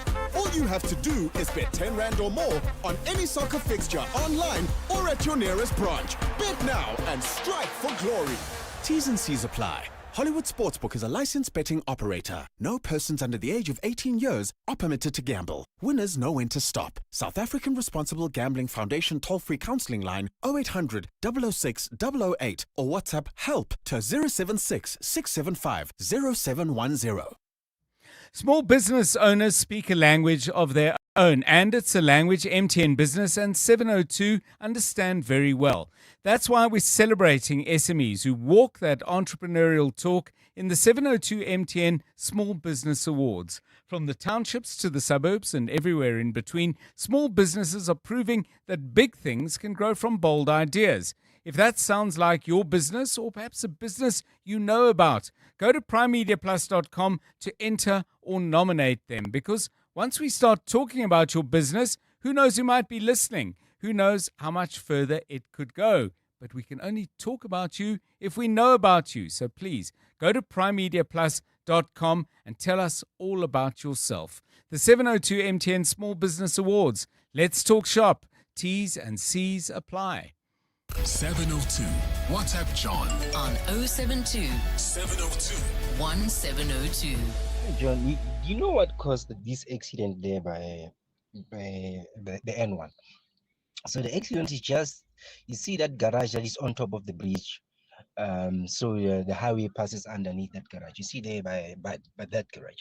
So because the road goes down, it goes up and it goes down. So these road maintenance guys, they decided to block one lane just as you go downhill. So the cars that are coming, remember you are driving 120, suddenly as you go down that hill, then the lane is closed. You are forced to move on to your left. So that's how those cars pile up. So it's three cars. So those guys indirectly caused the accident. David here from Kempton Park. Hi, John. Lance here from Florida. I observed a team of 7 people come on a Saturday morning and spend 5 hours painting a set of swings, monkey bars, and a merry-go-round. 5 hours, a team of 7. Thanks, John. So this overtime thing is across the board. Good afternoon, John and the team. This is Buleng in the Val. It's so perplexing, this thing of overtime, 700 million for overtime. Where are they working? Because there's nothing that is being done in the Val. Absolutely nothing. When you drive in, everywhere is a dumping site. We seldom have water, even though we have the Val River. Sewage is all over, hence we don't have the water. It's absolutely shocking, John. It's a shocking situation. And another thing, with regards to you asking about the younger ones quitting alcohol. In the Val, shame. Nobody's quitting alcohol. Nobody's reducing because nobody is working. So their outlet is alcohol 24/7. And with the proximity of taverns and shebeens being a walking distance, nothing can deter them. That's my story. Thanks, John. Thanks very much. I mean, yeah, we need to maybe find out under what circumstances. Let's see if we can get the right people. I'm not exactly sure who we should do an interview with, but maybe you work in a government department in a municipality. You can tell us, I mean, what are the criteria for approving overtime? I mean, I assume that's got to be done before people go out and work, because you can't say, well, go out and work and then say, sorry, it's not approved. I mean, that wouldn't be fair either. But there must be processes on in regard to how overtime is actually regulated, monitored, where the value for money is actually established. Give us a call on that on 011 883 0702. Siwal Kulu says, talking about this municipal overtime, there's a big hole in Douglasdale from a burst water pipe. It's been open for the last 2 years. There are other pipes, but they always leave that one out. Every once in a while, a group of 5 will come on a weekend to hang around and do nothing. I'm convinced it's an overtime claim. Yeah, I mean, the most remarkable one I saw was on a Sunday. There's a smallish hole above a water, what would you call it? Like a manhole. It's a square thing. I always think a manhole has to be round, but it's part of the water infrastructure. And I remember I was up and down the area where they were working. There were 14 people there. That was 3 years ago. And it still hasn't been fixed. Occasionally, someone will come in and pour sand and gravel and stuff in the space where they really ought to be putting in something a little bit more permanent, and it gets stamped on, then it gets scuffed around, then it comes loose, then it rains. But yeah, 14 people haven't come back, but they do come back from time to time to pay this nice little earner a visit and perhaps leave some flowers. It's 16 minutes now to 5 o'clock. EWN Sport. Betway Premiership football tonight in a really, really good and competitive title race. Tolakele has the details and some Champions League football as well. Thanks so much, John. And Miguel Cardoso has warned Mamelodi Sundowns' title rival that there's more in their arsenal as they look to cement top spot in the Betway Premiership with the win over Durban City tonight. The Brazilians are 2 points clear of Orlando Pirates, who take on Golden Arrows, while the Portuguese coach has discussed their clinical strike force, which features the informed Ikram Reyners and Brian Leon. Still have Lebo that is training so well. I see him training now that I never saw. Unfortunately, we have Peter injured, but that is my worry, to have quality players that are still out. Brian is a quality player, Ikram is a quality player. They are different profiles, they bring different things. We need to feed them both. I was very happy that both scored, because we need always to have availability.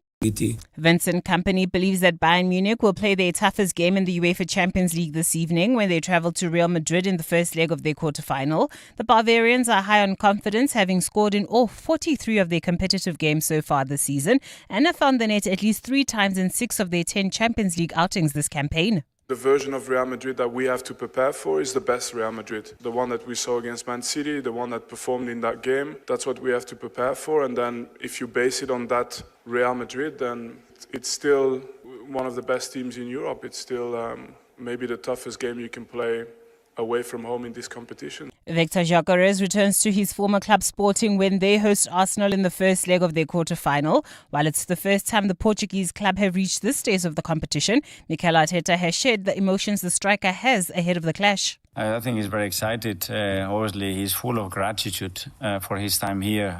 The way he talks about the club, the players, the staff, everybody around the club, the experience that he had, how important that part of his journey Sporting has been. And and now it's Arsenal, it's the quarterfinals of the Champions League. He's never played at this level in the competition.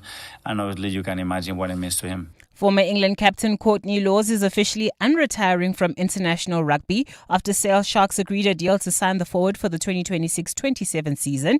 He was capped 105 times during a 14-year England international career that included 4 World Cup appearances before he retired in 2023. He joined Sale on a 1-year contract after 2 seasons in France with Privé. At the same time, the Bulls have confirmed the departure of utility back David Greel, who will leave the Pretoria-based side at the end of June. The 27-year-old will join French outfit La Rochelle on a long-term deal. Greel's transfer sees him end his 6-year relationship with the Pretoria team, where he so far made 143 appearances. Tolagele Mganga, Eyewitness News Sport. EWN Traffic. So at 13 minutes to 5, traffic getting busy. Let's get the very latest from Nkosi Corner. It's busy in a lot of places, eh? 100%, John. I think it speaks to people returning today to work following the Easter long weekend. But let's start off in Midrand, where really we're pleading for patience there. That 20-minute hold-up, you may ask why. It's all because of that accident on the N1 North before New Road, slowing down traffic right from the Buccleuch interchange. Traffic is also backed up on the M1 South between Empire Road and the Crown interchange. Those are the usual peak time delays. In Bedfordview, there's queuing traffic on the N3 North between Van Buren Road and the Giluli's interchange. It's due to an accident. There's also slow-moving traffic on the N3 South between the Giluli's interchange and Van Buren Road. In fact, that's precisely the one that I just reported on there. But we also have a number of traffic lights that are the one out, that is, in Midrand at Old Pretoria Road and Olifantsfontein, also in Midrand at the N1 South and Olifantsfontein, and in Devland at Golden Highway and Main, as well as the Golden Highway and East. We're told that pointsmen are on duty there. If we have missed anything, please do send us your latest traffic updates on X at EWN Traffic or WhatsApp us on 072 702 1702. There's more EWN on air, online, and on the EWN app. Calling all small business owners. It's the 702 MTN Small Business Awards. Enter now on Prime Media Plus. Let's talk shop. You're with John Perlman on 702. 702 Drive, we were just talking about what happens over a long weekend like this. I don't know about you, but I ate way more sweet things than I ordinarily do. Just ate way more food in general, celebrating and really enjoying the company of friends and family. But, you know, invariably then you got to deal with that if that's important to you. And the question we were exploring is when people are using, for example, the GLP-1 drugs like Ozempic and Wegovy, perhaps using other ways of changing their body shape and form. Do you find that people will tell you straight away? I mean, I've had it with a couple of friends say, "Wow, you're looking good," and they're saying, "Yep, Ozempic, can't do without it," etc., etc. Other people perhaps a little bit more circumspect. What do you find, Tolakele, that most people, happy to chat about this intervention they've taken? Maybe they've had a couple of surgical interventions, or do you find that people tend to be a little bit more coy? I'm definitely more open. I'm someone that has gone on Monjaro. I spoke to my doctor about it last year. She approved it and also gave me a limit on how long I could be on it. And that changed my thinking in terms of a year later, in terms of how I eat and how I move about, my diet and my lifestyle changes. That has been something that has really changed my thinking around food. And also other friends that have said to me, do you think I should get on it? I'm like, speak to your GP. Yes. I'll never be the person that says get on it.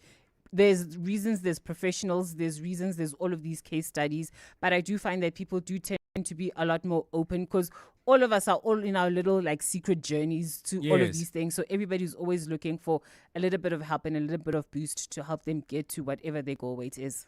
It's very interesting what you're saying because, that in many ways has been the evolving conversation around addressing, for example, mental illness, where people have said, increasingly this is no different to high cholesterol or anything like that. It's your particular hand of cards that you've been dealt with. Maybe you should have played the king when you played the ace or whatever it is. None of us have handled these things perfectly. But in general, do you think people speak pretty openly? Listen, hey, this is what I'm doing to fix whatever problem I have. I think it depends, John, really, because also with some of the chronic medical conditions, we're still dealing with stigma. So it really does depend. But I also think we've evolved to an extent where sharing, often you may find that you learn so much more from others. Yes. And you also impart knowledge to others that may or may not be struggling with the exact same thing. So I think it does depend. Also the environment. I think the environment also matters. Where exactly are you sharing what you are? And where the conversation's taking place. Give us your thoughts and your own experiences, either directly as they impact you or maybe a conversation with somebody you care about who's trying to deal with issues of weight or any other body problems. Call us on that on 072 7021 702, 8 minutes to 5. You're with John Perlman on 702. 702 Drive. Let's focus on this now. The Artemis II mission, 4 astronauts on this particular flight. On their way back home, a dramatic lunar flyby. They went to the dark side of the moon. Nope, they didn't just listen to the music, and they went further than a manned craft. As I understand it, they broke the record for human travel, which was previously around 400,000 kilometers. They went beyond that. So let's find out about this mission, why it's important. And we welcome to 702 Drive Renee Peter Masun, who is part of the Space Portfolio Committee at the AMD, that's the Aerospace, Maritime and Defense Industries Association of South Africa, and he's also a local lead on the NASA Space Apps project in South Africa. Renee Peter, welcome. It's good to have you with us on the show. Good day to you, John. Good day to your listeners. Thank you very much for having me. Is something like this simply a test of technological and aeronautical ability? So they went further on Artemis II than we've ever been before, or does it have a significance that goes beyond that? Definitely, there is significance beyond that, John. Look, Artemis II is a major milestone in human space exploration, right? It's the first mission in over 50 years where astronauts travel beyond low Earth orbit and fly around the moon. But what makes it significant is that it's not just symbolic. It's a test mission to prove that we can safely send humans deeper into space again.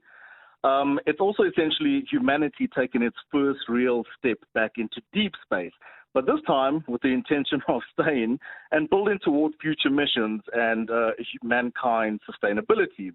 Now, what that means, from a big picture perspective, Artemis II represents a shift from exploration to expansion, right? So during the Apollo era, we went to the moon to prove it was possible. Now we're going back to establish a long-term presence. This has profound implications, not just for science, but for how humanity sees its future. It signals that we're no longer confined to Earth, but it also drives technological innovation, from advanced materials to artificial intelligence and life support systems, which often find their way into everyday life. So while it's happening in space, the benefits are very much felt here on Earth. Tell me about the dark side of the moon. I mean, is that always by definition that part of the moon that is furthest away from Earth, or do we define it differently? No, it's a good question. So there's actually a common misconception. The dark side of the moon, quote unquote, isn't permanently dark. What people are referring to is the far side of the moon, which is the side we never see from Earth. So the reason we only ever see one side is because the moon is what we refer to as tidally locked to Earth, meaning it rotates at the same rate that it orbits us. So one side is always facing us and the other side is the far side. It's hidden from view, hence the term dark side of the moon. This was a NASA mission in an era of considerable, and when I say an era, it's a lengthy one now, if you think of the International Space Station, of countries cooperating.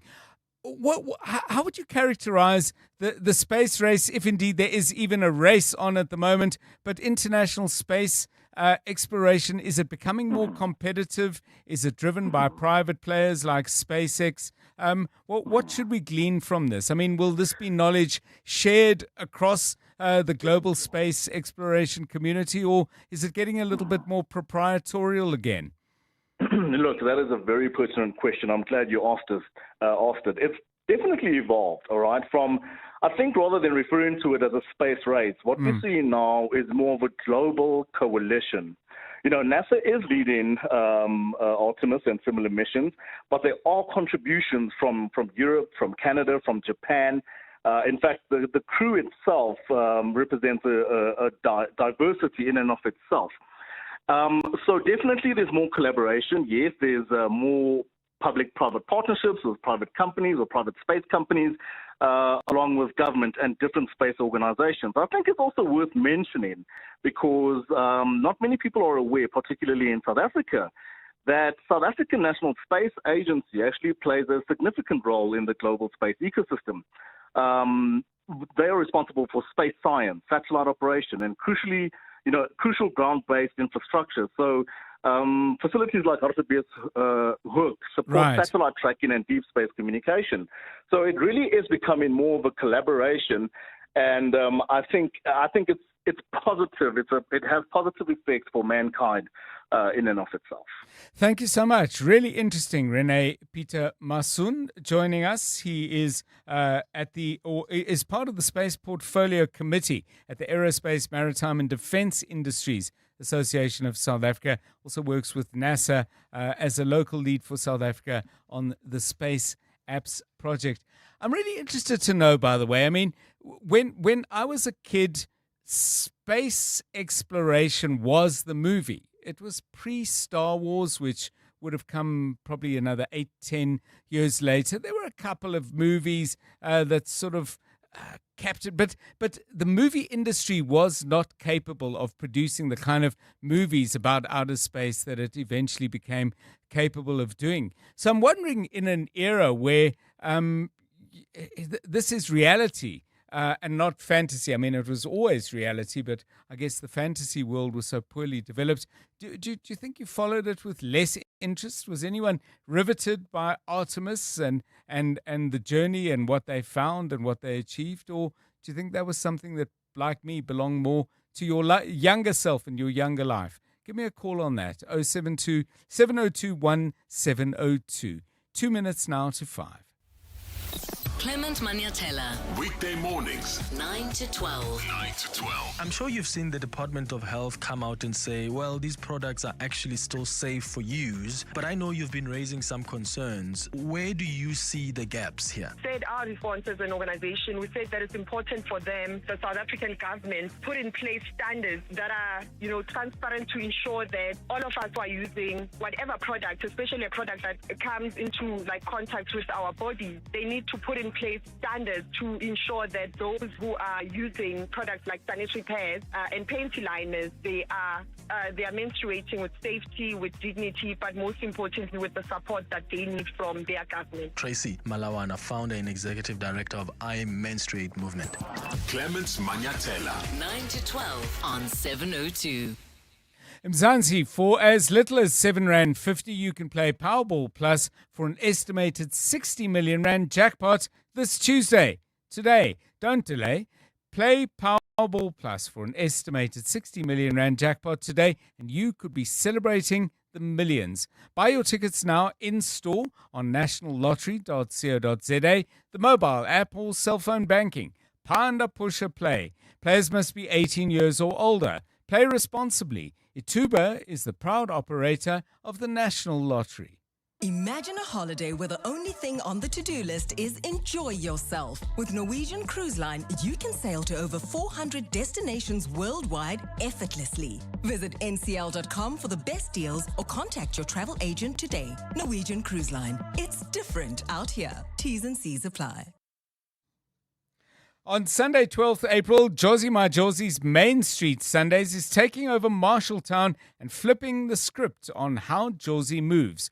One whole street in the heart of the city, closed to cars, just people, vibes, and that Main Street magic. There's music, food, a local Isleka makers market, and free activities all day. And 702 Soulful Sunday with Kenny Maestri and Pushaza Sibia will also be there, broadcasting live from the inaugural Main Street Sundays from 10 a.m. to 5 p.m. Go to josiemyjosie.com right now for all the details and to grab your free tickets. And let's show the city what happens when the streets belong to the people. Josie My Josie, Babize Bonke. Calling all small business owners. It's the 702 MTN Small Business Awards. Enter now on Prime Media Plus. Let's talk shop. This is EWN. Sergeant Faninkosi found with guns and dockets during his arrest, and flooding kills over 30 people in Angola.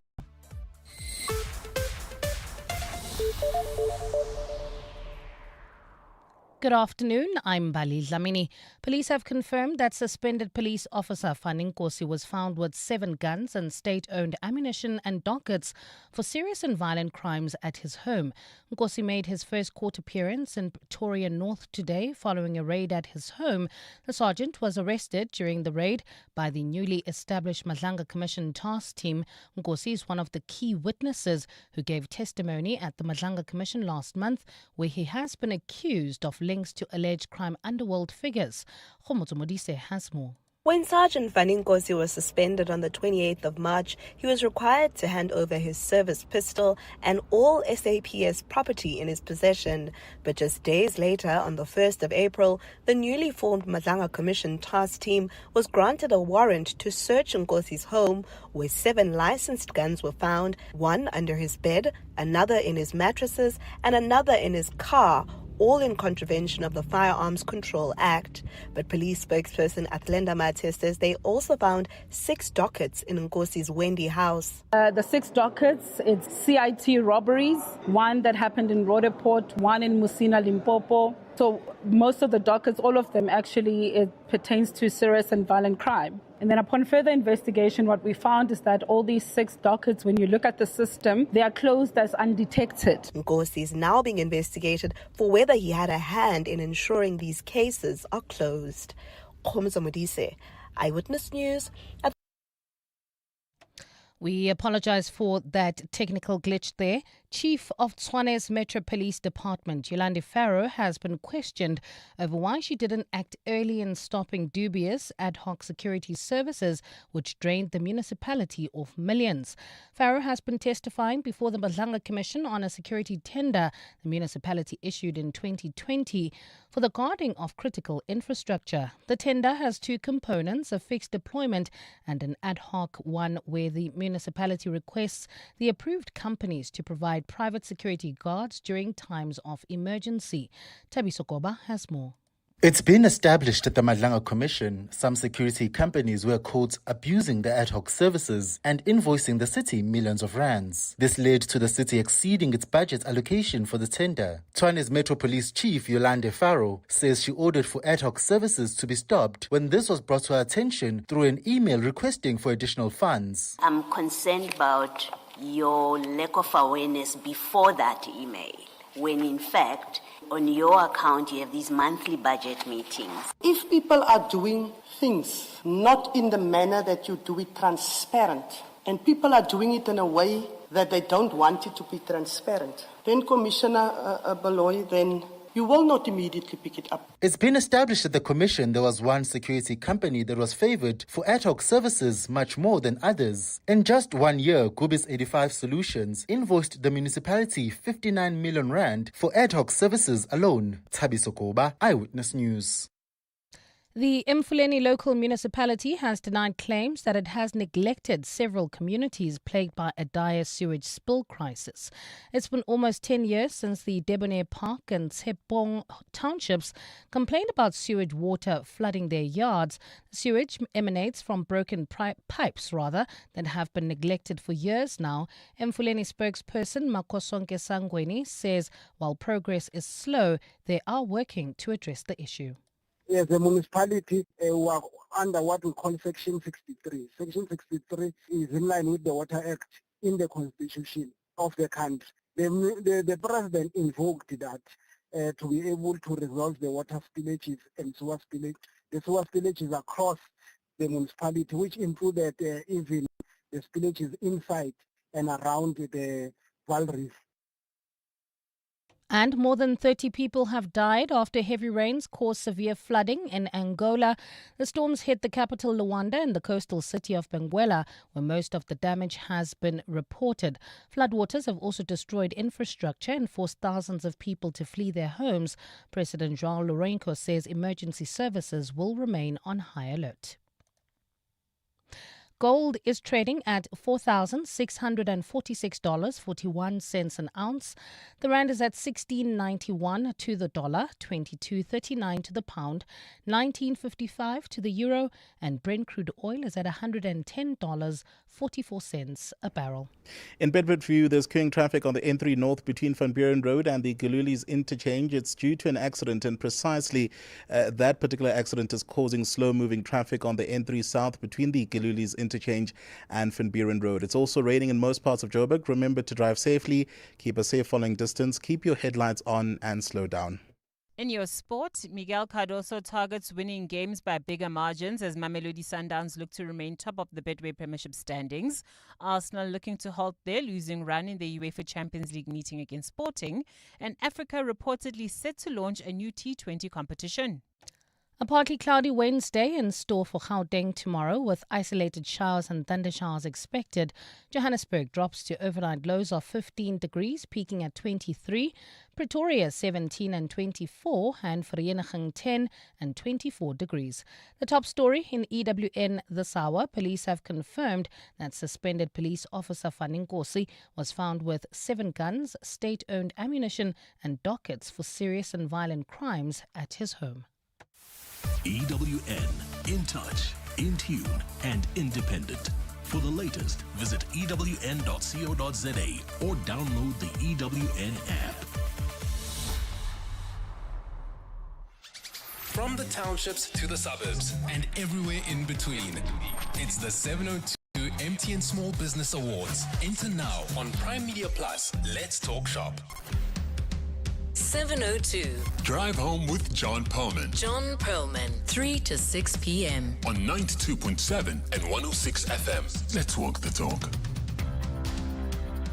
702 Drive, it's 8 minutes past 5. It's great to have you with us. Slightly shorter week this week. Hope you had yourselves a good break over the long weekend. But yeah, we're very much back into business. There's plenty that we need to talk about as well. We're going to focus our attention in a moment on international affairs, looking at comments made by the US President Donald Trump, posting earlier this morning, that's US time, sort of 6 hours onwards here, referring to a deadline that has been set for 8 p.m. Eastern time in the United States. That'll be 4 a.m. here and 4:30, I think it is, in Iran.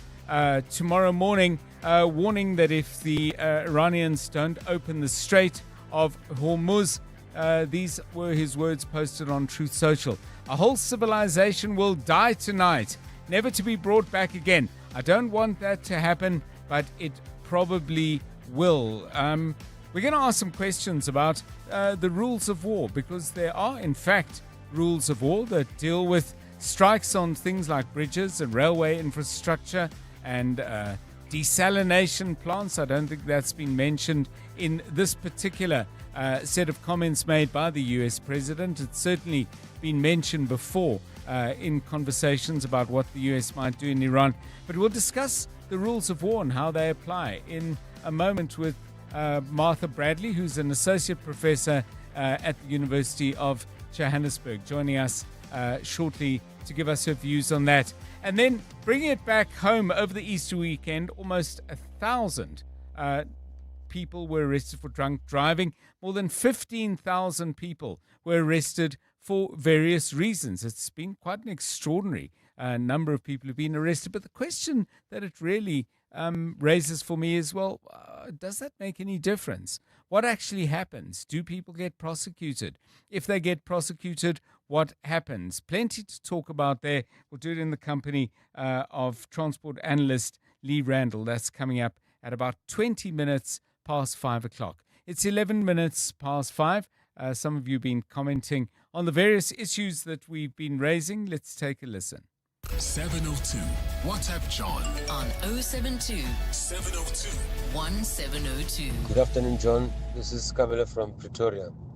Speaking of weight loss and people's comments, there's nothing that depresses like when you think you've lost some weight and then you go and meet someone that you haven't seen for some time and they tell you how much fat do you look like now. Very depressing. 702 Drive Yard. Please keep your messages coming on 011 883 0702 and 072 702 1702. 12 minutes past 5. You're with John Perlman on 702. Let's walk the talk. So the bombing of your military opponent's infrastructure, where that infrastructure is used by civilians as well, is there international law that speaks to that? And if so, is it a set of laws that has any kind of teeth? Let's explore this issue and welcome to 702 Drive, Martha Bradley, who's an associate professor in law at the University of Johannesburg and an expert on this matter. Prof. Bradley, welcome and thanks very much for giving us your time. Is the law of war clear on this issue? And if so, what does it say? Hi, John. It's wonderful to be with you. It's unfortunate that these are the circumstances in which we are talking. Indeed, the law of war, or it's also known as international humanitarian law, is very clear. The United States of America is a party to all four of the Geneva Conventions, and they're also bound by customary international humanitarian law, which binds them as they did not ratify the targeting treaty, which is additional protocol 1, but they are bound to the norms that state the principle of distinction. That principle means that all states in the world are bound to target only military objectives and not civilian infrastructure. Now, the catch is if civilian infrastructure are also used for military purposes, because then it loses its protection under IHL, meaning that if a bridge are used by the military to transport their weapons, then it means there's dual usage and it is targetable. But every single target verification process is also subjected, and the legality of targeting, to proportionality, that is a rule of international humanitarian law, and precautions. So you can't not just bomb every single bridge in Iran. That would be disproportional. So how you assess proportionality will be a balance between the military advantage in terms of your military objectives. So there's no blanket that you can just bomb all bridges. I was about to ask about bridges and maybe by extrapolation railway infrastructure, because often that would be either a road or rail network of which the bridge would form part. But is it a question of proportionality? So if it's, for example, a bridge specifically leading to a military base, is it as narrow as that? Or if it's a road that is used for multiple purposes, which may also be people's access to a hospital or linking grain-growing areas with centers of urban population that need to be able to bake some bread. I mean, how is all this weighed up? So essentially, if it's used solely for military purposes, then it's a military objective. Right. So the state can go ahead, but again, it has to be proportional.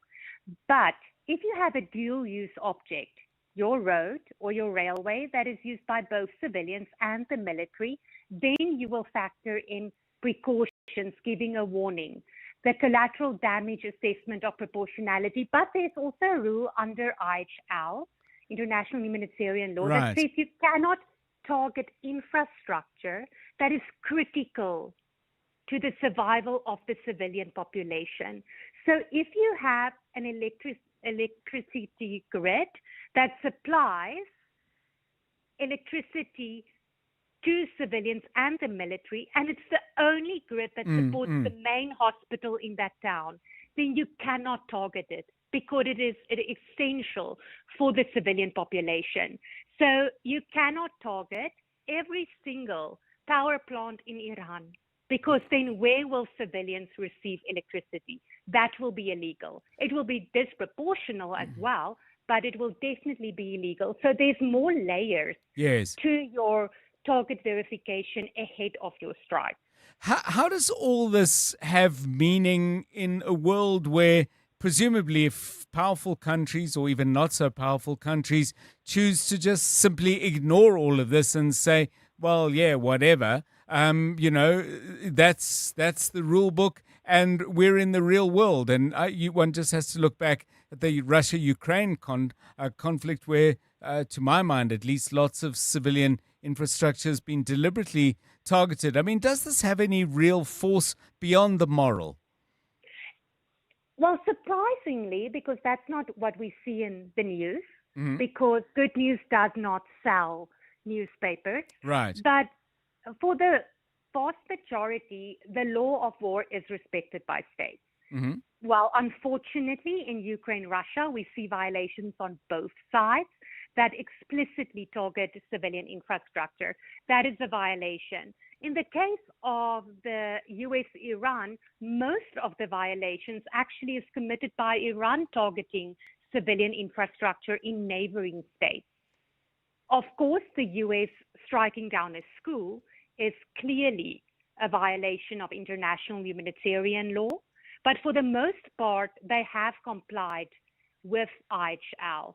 It's just important to remind listeners that starting a war, the legality of going to war, is not regulated by the law of armed conflict. It's how you fight the war. So we'll have to judge on what happens tonight. Hopefully nothing happens, but we'll have to assess once actual action has been taken by the United States against such infrastructure. Thank you so much. Fascinating. Associate Professor at the University of Johannesburg and an expert on international humanitarian law, Prof. Martha Bradley, 18 minutes past 5. Drive home with John Perlman on 702. Let's walk the talk. EWN Traffic. This EWN Traffic is brought to you by Outsurance. SMS out to 451422 now, and you could save on car insurance. If you don't, ask them for 500 Rand. And Corsi Corner with the latest. Thanks, John. In Midrand, there's been an accident on the N1 North before New Road, slowing down traffic from the Buccleuch interchange. Expect about a 20-minute hold-up. We've been reporting on this one for the afternoon, and we hope there will be some progress soon enough. Traffic is also heavily backed up on the M1 South between Empire Road and the Crown interchange. It does seem, though, that it's starting to subside. In Bedford View, there's queuing traffic on the N3 North between Van Buren Road and the Galuli's interchange. That's due to an accident, and as a result, there is slow-moving traffic on the N3 South between the Galuli's interchange and Van Buren Road. We go to Eldorado Park now, where there's queuing traffic on the N12 West and Klipspruit Valley Road, while in Alberton there are heavy delays on Heidelberg Road, that is, towards the N3. And of course, remember, it's still raining in most parts of Joburg, so please do drive safely, keep a safe following distance, keep those headlights on, and most importantly, slow down. If we've missed anything, feel free to let us know on X at EWN Traffic or WhatsApp us on 072-702-1702. There's more EWN on air, online, and on the EWN app. Sitting in a traffic jam is as much fun as hearing your boss say, quick follow-up meeting at 4:45 on a Friday. Not fun. But fortunately, the Outsurance pointsmen are on the roads, easing traffic congestion so everyone gets where they need to be quickly and safely for the past 20 years. With Outsurance, you really always get something out. In proud partnership with 702, show them some love online using #PointsmenLove, licensed insurer and FSP. John is on X. at John Perlman. Well, I was really struck by this statistic that has been released by the authorities this after the weekend, the Easter weekend, which is always a very, very challenging time out on the roads. In just 3 days, nearly 1,000 drunk drivers were arrested on South African roads, according to the Road Traffic Management Corporation. The total from Thursday to Saturday, 934. That's substantially more compared to the same period last year. So does that mean more drunks or better enforcement? More important, what are the implications of this? What happens to someone who's arrested for driving drunk. Let's get some perspective, because this story will move out of the news, I think, particularly as each arrest will, to some degree, be individualized and would almost have to track them one by one. But what's the bigger picture? For this, let's welcome to 702 Drive, co-founder of the Road Ethics Project, Dr. Lee Randall. Welcome, and thanks for joining us on 702 Drive. Please give us a call, by the way, on this issue if you've ever been arrested for drunk driving. We would like to hear from you as to what happened in the aftermath. Dr. Randall, 934 arrests. What's likely to happen to those people? Well, a whole lot could happen to them. And I have to say that it doesn't necessarily mean there is more drunk driving. I think it's clearly a matter of more drunk drivers being picked up. We've had a 3-shift system of traffic cops, which has been much needed for many years. So the net has become more efficient, and more people have been caught up in it, which is right and good, because it's an ethical crisis that so many people put themselves behind the steering wheel of vehicles, including heavy vehicles like buses and trucks, in an inebriated state where they are absolutely impaired in terms of the complex activity of driving. And they can kill a lot of people through that activity. And I think the most distressing story for me over this weekend was that of the 14-year-old who was killed while trying to drive home an allegedly drunk father. The lives of that family will never be the same again, and that father will obviously face consequences, even though he wasn't at the wheel at that time, if that situation is as it has been painted in the media. So what I think a lot of people don't realize is that drunk driving, or drink driving as we like to call it, is a criminal offense. It's not an ordinary traffic infringement. It's a serious criminal offense. And when you throw speed into the mix, as my colleague Hafez Alavi in Australasia always says, speed can mean the difference between a fright, a serious injury, or a death. And people who are inebriated cannot judge appropriately, and so they become incredibly unsafe drivers. And they will potentially end up with a criminal record, high fines, potential jail time.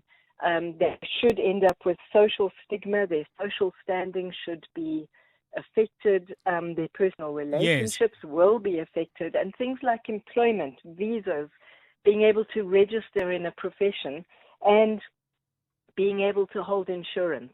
So I want to ask you, though, I mean, in the real playing out of these things, often we see huge arrest statistics. And then if you were to track these things through the processes of the law all the way to court, the numbers thin out pretty dramatically. Is there any information, or perhaps you feel confident enough to express a view based on what you've studied over a long period of time, Dr. Randall? An arrest is one thing. Then, they say, well, do we have the sample? And was the sample correctly collected, and so on? How rigorous are the processes, and how effective are the outcomes? Well, I think our whole justice system is creaking along. Unfortunately, since COVID, it's been fairly derailed. So both the justice system is working very slowly, and in some respects not at all as it should.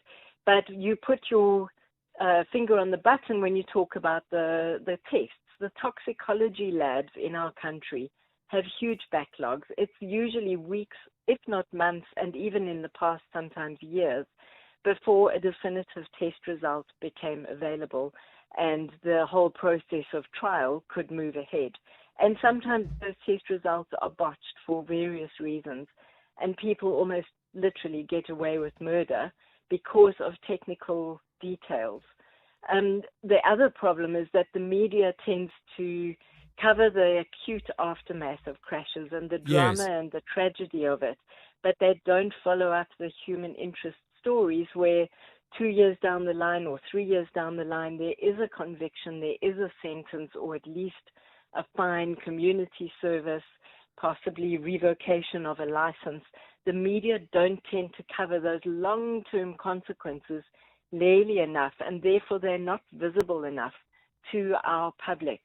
And that fosters an ongoing level of denialism. But I mean, doesn't that denialism, and your point is well taken that, ideally we should track these cases over a long timeline, but short of actually staying in touch with the victims' families, it's hard to know when they come to court until they actually do come to court. But in terms of immediate consequence and perception that, I've done something really bad, the best way surely for that is for people to experience consequences. And if, they can say, wow, this thing's never going to come to court anyway. The guys lost the sample. They didn't even do it properly. I mean, of those 934 people, how many of them are waking up this morning worried? I wouldn't have thought a great many from what you're saying. Well, interestingly, KwaZulu-Natal's Transport Department has taken the tack of putting on their Facebook pages photographs. Okay. Usually from the back or from the side, but in some cases you can see the full visage of the person who's been arrested, and they're naming and shaming by not necessarily giving out names in public, but definitely giving out occupations. And I'm an occupational therapist by background, and yes. I think everyone in our discipline works with crash survivors at times, and I was fairly horrified to see nurses and occupational therapists, teachers, a public prosecutor, and various other people in other occupations named and shamed just in KwaZulu-Natal. So it's an interesting tactic, and peer pressure and social stigma are evidence-based. They do help shift behavior, though there have been studies in other countries that show that peer pressure around things like using cell phones while driving can be more effective than even the legal consequences.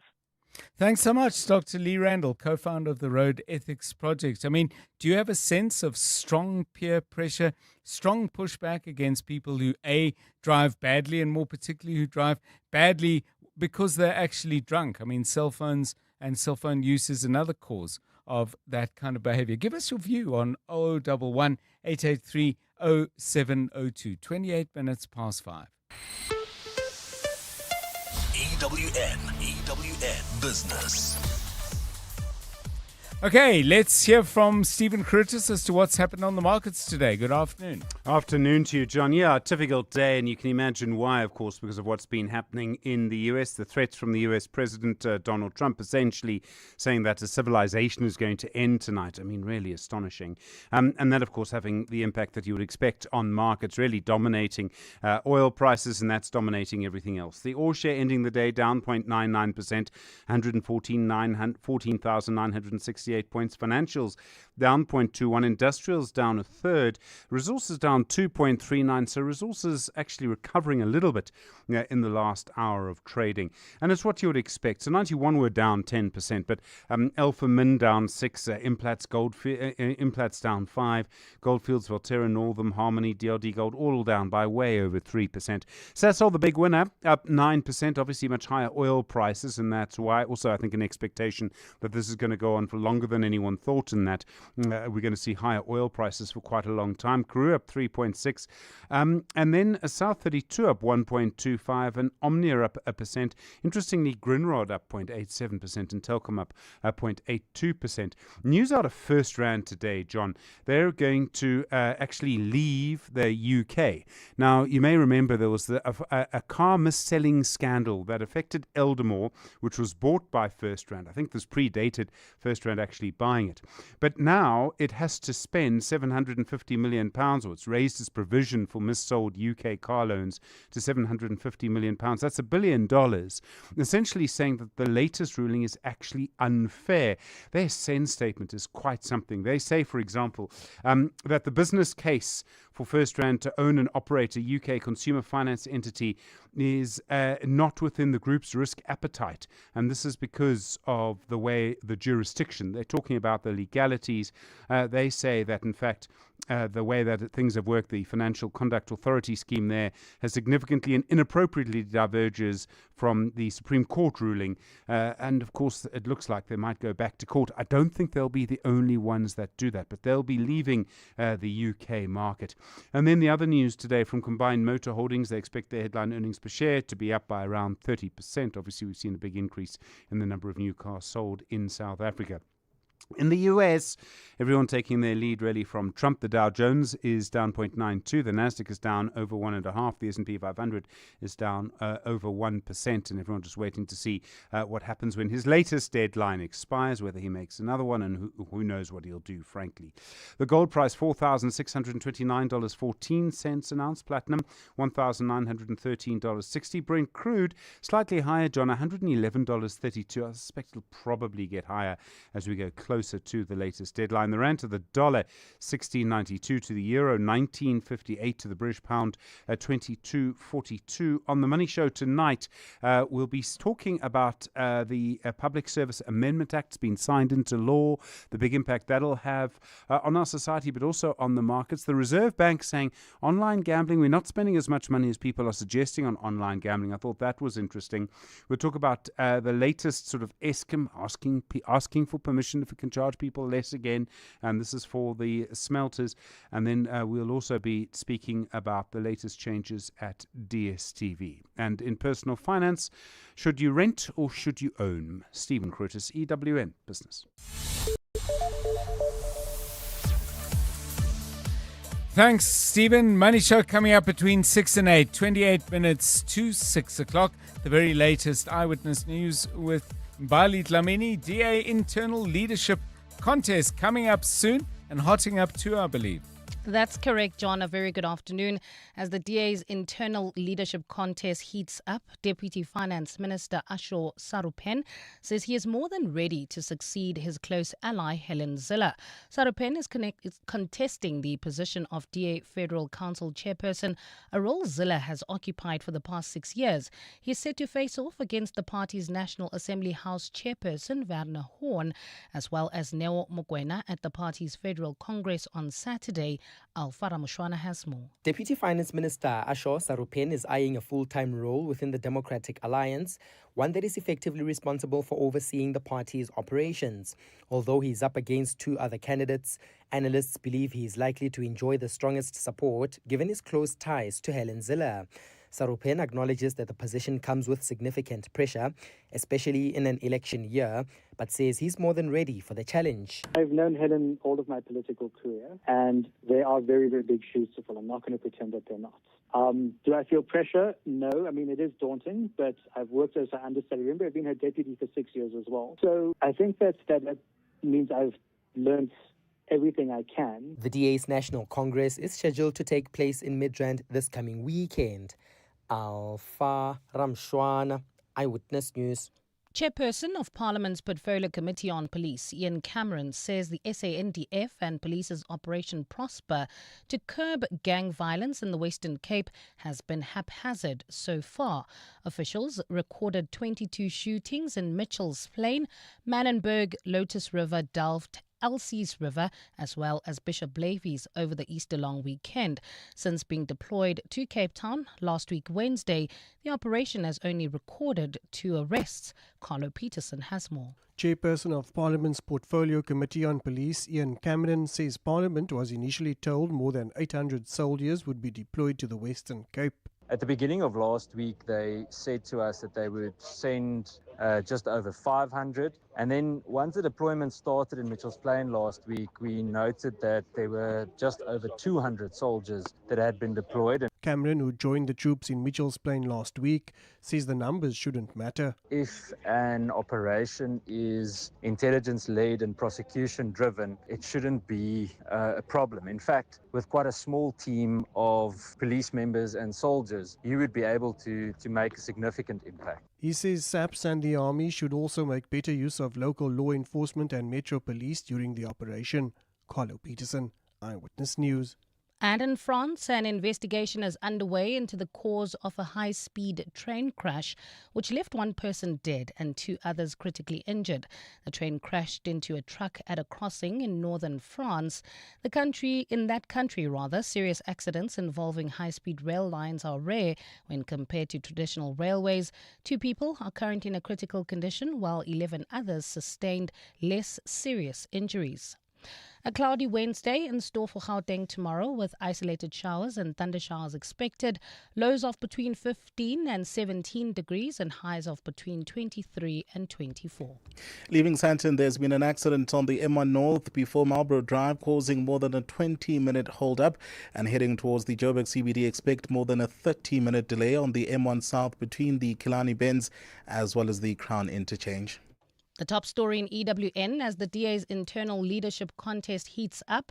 Deputy Finance Minister R700m says he is more than ready to succeed his close ally, Helen Zille.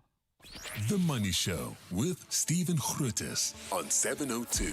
My show is about your money, and it's about how people have made their money. But it's also about what happened to your money today, what happened on the JSE, what's happening overseas. All of these things, all about the way in which people make their money, spend their money, use their money, and in so many ways, use their money to make more money for them. What I absolutely love about the 702 family and 702 land is the huge warmth of people, the generosity that they show. But I also absolutely love the hustle. Anyone in business is actually trying to improve the economy. They're trying to have an impact on all of us. And there's a go-getting attitude to 702 land that you don't see in so many other places. That's what I really love about 702 land. That getting together and doing something new, and in the process, making money.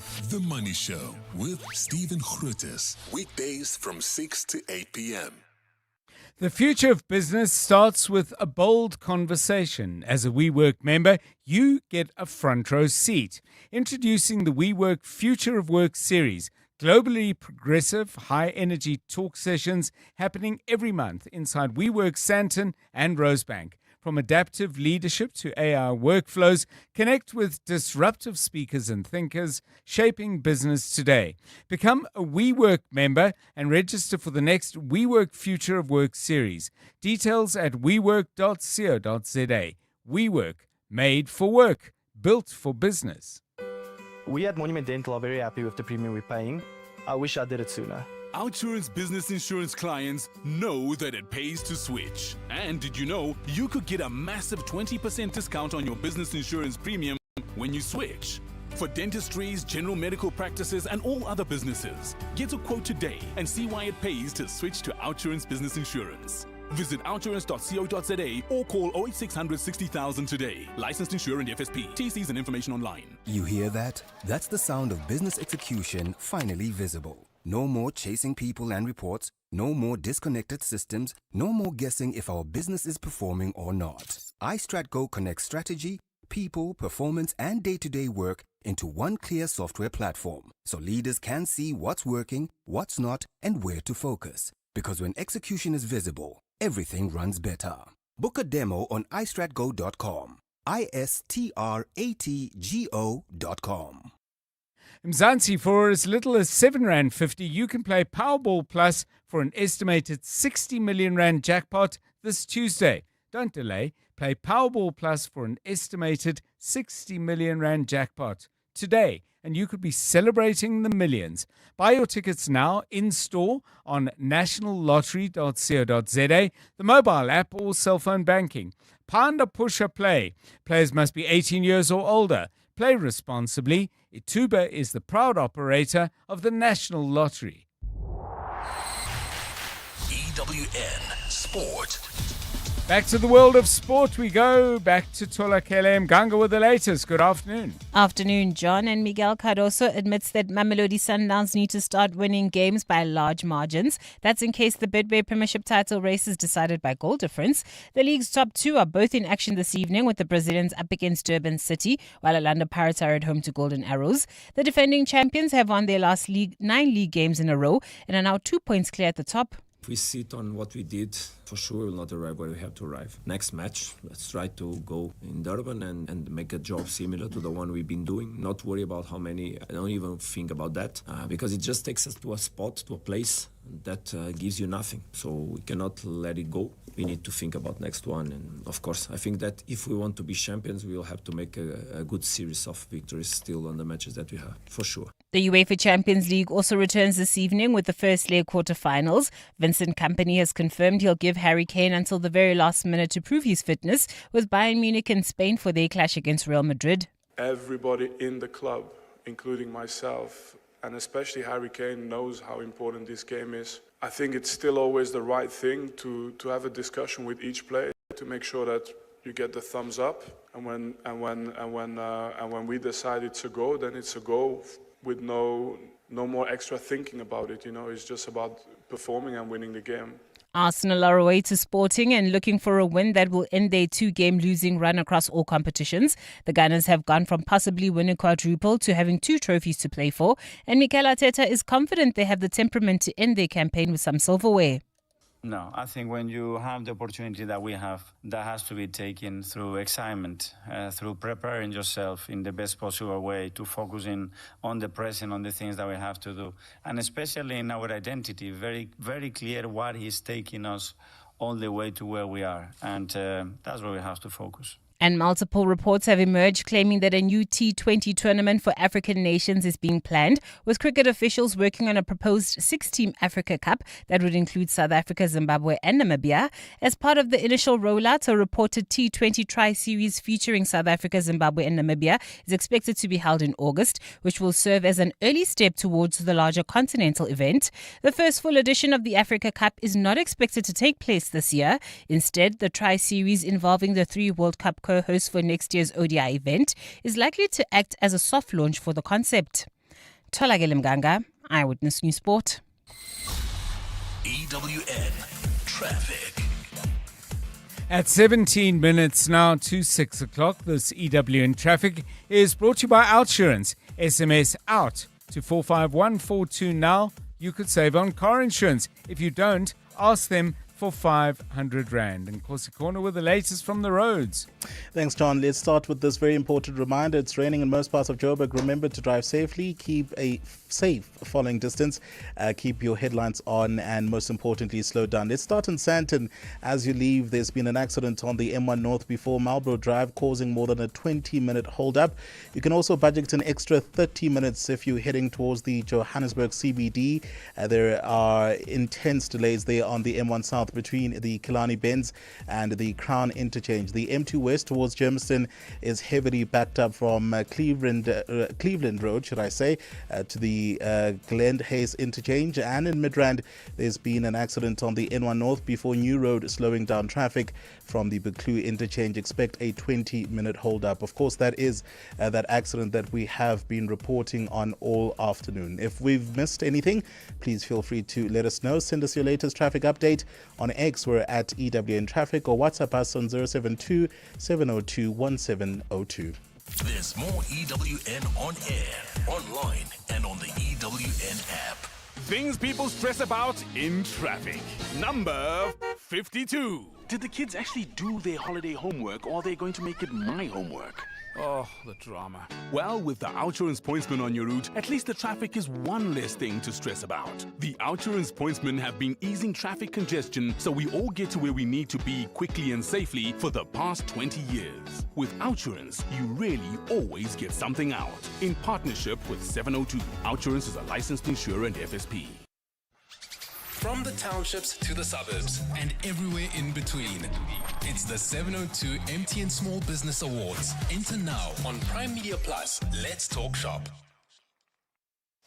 John is on X. At John Perlman.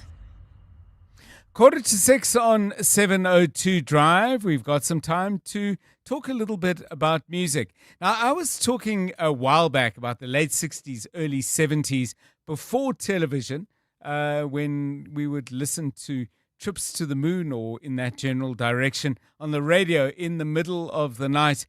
And then, of course, if you fast forward, there was a time when music videos were a huge thing. In fact, MTV changed so many things. But even, before there was MTV, there were music videos on South African television. There wasn't the internet, so you couldn't call up whatever you like. But we were just chatting about music videos, and I wondered if they are still as compelling and as much a part of people's enjoyment of music, or whether they become so commonplace and so easy to access that a music video really has to be quite remarkable for you to remember it, or for it even to catch your attention, particularly now as we're listening to music in such different ways. People listen to music while they run and while they shop, and alarmingly sometimes when they drive, or even when they're talking to you, in the case of some teenagers, I know. But, Jono, you had music videos a little bit on your mind, and you wanted to pick out a particular thread.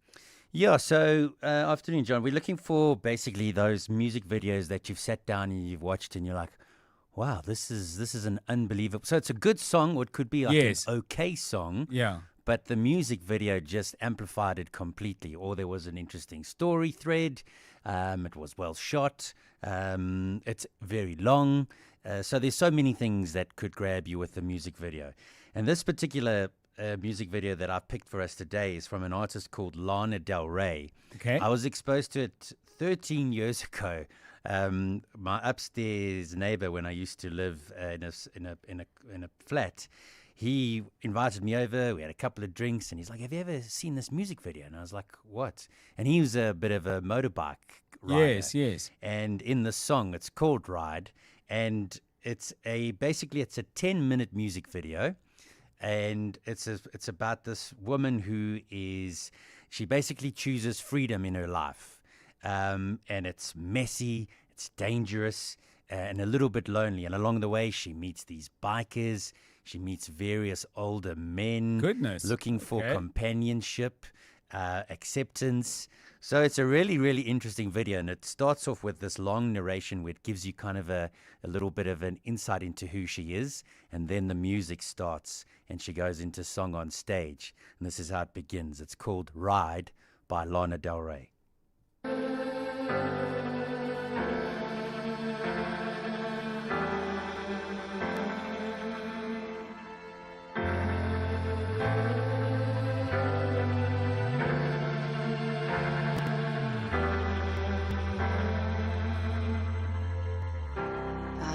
Out on that open road, you can be my full-time daddy while I'm gone. Singing blues has been getting old.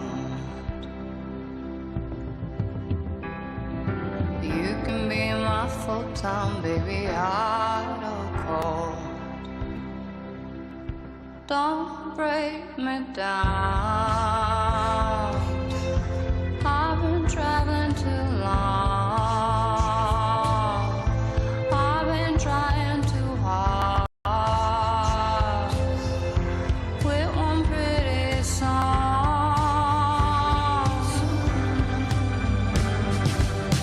I hear the birds on the summer breeze. I drive fast. I am alone in midnight. Been trying hard not to get into trouble, but I got a war in my mind, so I just ride. Ride by Lana Del Rey. The album was called Born to Die. It came out 14 years ago. But yeah, I haven't watched the video, but Kabazela painting a good picture of it. The question we're asking you is a song that you maybe like a lot, or there's a song that you didn't think was that great, but somehow the music video drew you in. So songs with very special and memorable music videos. We're compiling a list. We'd like to get your contribution to that list. Give us a call on 011 883 0702 or 072 702 1702. 702 Afternoons with Relebogile Maboja. 702 Afternoons is about all things in life, from music to inspiration. We get an opportunity to explore science, mental health, food. I almost feel like there's nothing we don't do on my show. One of the things I absolutely love about 702 Land and the 702 family is that we are so sharing. We share tears, laughs, smiles. We share in the amazing times and celebrate together as well. We have a range of topics, but when it comes to what we do cover on the show, absolutely everything. My listener is somebody who wants to grow, evolve, develop. They're empathetic, they are loving, they are so special that even when they don't have, they come through and share, and more importantly, they know how to walk the talk. 702 Afternoons with Relebogile Maboja. Weekdays from 1 to 3 p.m. This April, the Lyft Golden Ticket Hunt is back, and you have a shot at finding 150,000 Rand in flights across Cape Town, Durban, Joburg, and Pretoria. Clues drop exclusively on Lyft socials, so you'll need to be quick, watch closely, figure it out, and race to the location. Plus, every Friday, there's a digital ticket to be found, giving everybody a chance to play along. To join the hunt, visit lyft.co.za, follow the clues, and get cracking. T's and C's apply. Ask yourself, what matters most? Is it being there for their first steps and still around for their first dance? Knowing you're not just covered, but cared for. Bonitas goes beyond benefits and claims. We're in your corner for what matters most. Bonitas, medical aid for South Africa. Voted #1 medical aid in the Ask Africa Orange Index Awards for the second year running. Visit bonitas.co.za and find your plan. Do you run a fabulous small business? Do you know somebody who does? Listen carefully to this. Small business owners speak a language of their own. Did you know that? And it's a language MTN Business and 702 understand very well. That's why, once again, we're celebrating SMEs who walk that entrepreneurial talk in the 702 MTN Small Business Awards. From the townships to the suburbs and everywhere in between, small businesses are proving that big things can grow from bold ideas. If that sounds like your business or one that you know well, go to primemediaplus.com to enter or nominate them. We need you to do that because once we start talking about your business or a business that you admire, who knows who could be listening? And if someone is listening, who knows how much further it could go? The 702 MTN Small Business Awards. Let's talk shop. T's and C's apply. 702. WhatsApp John On 072 702 1702. Hi, John and team. Hope you guys are good. For me, music videos that have always amplified any song would have been Michael Jackson's music videos. In fact, I think all of them. I mean, the amount of art that the man would put into his music videos is amazing. But for me, the one video that still makes me move to this day, it's the one that is shot in Brazil, in São Paulo, for the song They Don't Care About Us. Amazing. Michael Jackson is still one in a million. Michael, eles não ligam pra gente.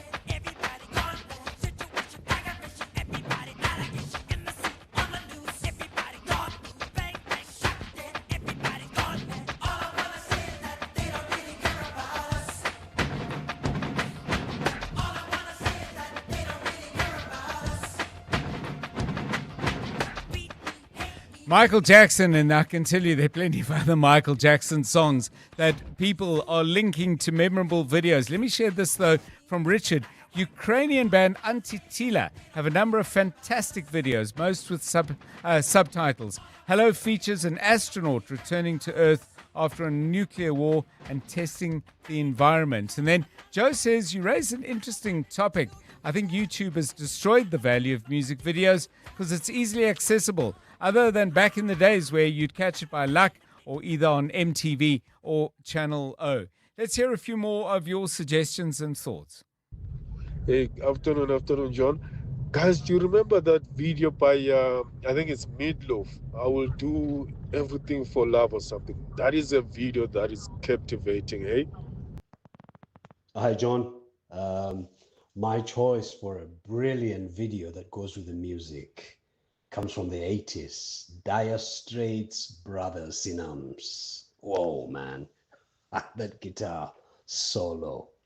Mike Knopfler. That doesn't age for me.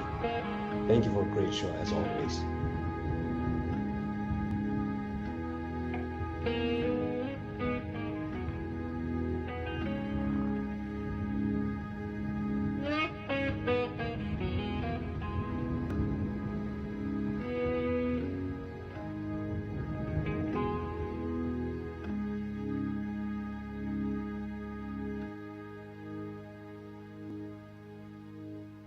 These mist-covered mountains are a home now for me. But my home is the lowlands, and always will be. Someday you return to your valleys and your Yeah, I've just been watching the video while the song was playing. Really wonderful, actually. All done in black and white graphics. Interesting. Check that out, actually. It's something quite different. This was a video I really liked. There's a song that was first done by Gautier called Somebody That I Used to Know, but it was redone by a Canadian indie band called Walk Off the Earth, and they do the whole video. If you've never seen it, do check it out, with everybody, 5 of them, playing the same guitar. Some of you may have seen it, so this will stir up your memories if you hadn't. Walk Off the Earth doing Somebody That I Used to Know.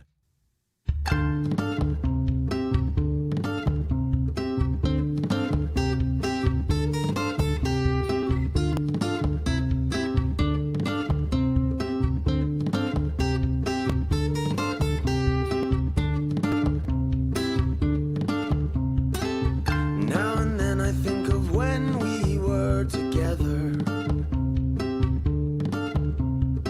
like when you said you felt so happy you could die.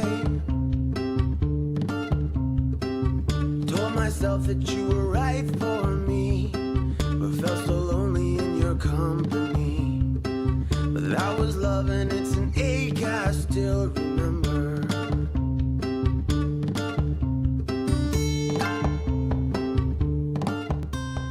Yeah, if you haven't seen it, as I say, Somebody That I Used to Know, but it's the Walk Off the Earth version. Everybody gathered around one instrument, all playing it at the same time. I'm not doing it justice. It's better than I make it sound. Marie says, great video and song. Queen, I Want to Break Free. There's that one. My all-time favorite music video, says Jay, Unforgettable by French Montana. Very authentic. The happiness in those little kids' faces as they dance. For a moment, they forget about calamities surrounding them and become children again. So many of you made it very, very clear that you cannot talk about music videos unless you play this one.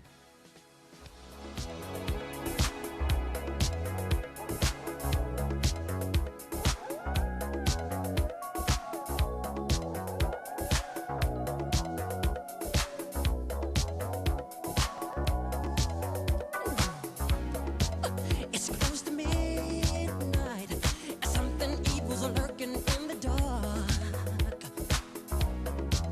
Under the moonlight, you see a sight that almost stops your heart. Just remember, don't moon dance and drive at the same time. Wait till you get home. I'm John Perlman. This has been 702 Drive. Hope you've enjoyed being with us. We've loved having you. Good night. And now, The Money Show. With Stephen Grootes, live on 92.7 and 106 FM. Streaming on the Prime Media Plus app. And DSTV Channel 856. The Money Show with Stephen Grootes is brought to you by ABSA Sponsorships, proud sponsor of the ABSA Cape Epic, celebrating 20 years of taking it to the trails. ABSA is a registered FSP. Good evening on your Money Show tonight. Markets wait in anticipation again as another Trump deadline for Iran draws closer. How our president's signature on the Public Service Amendment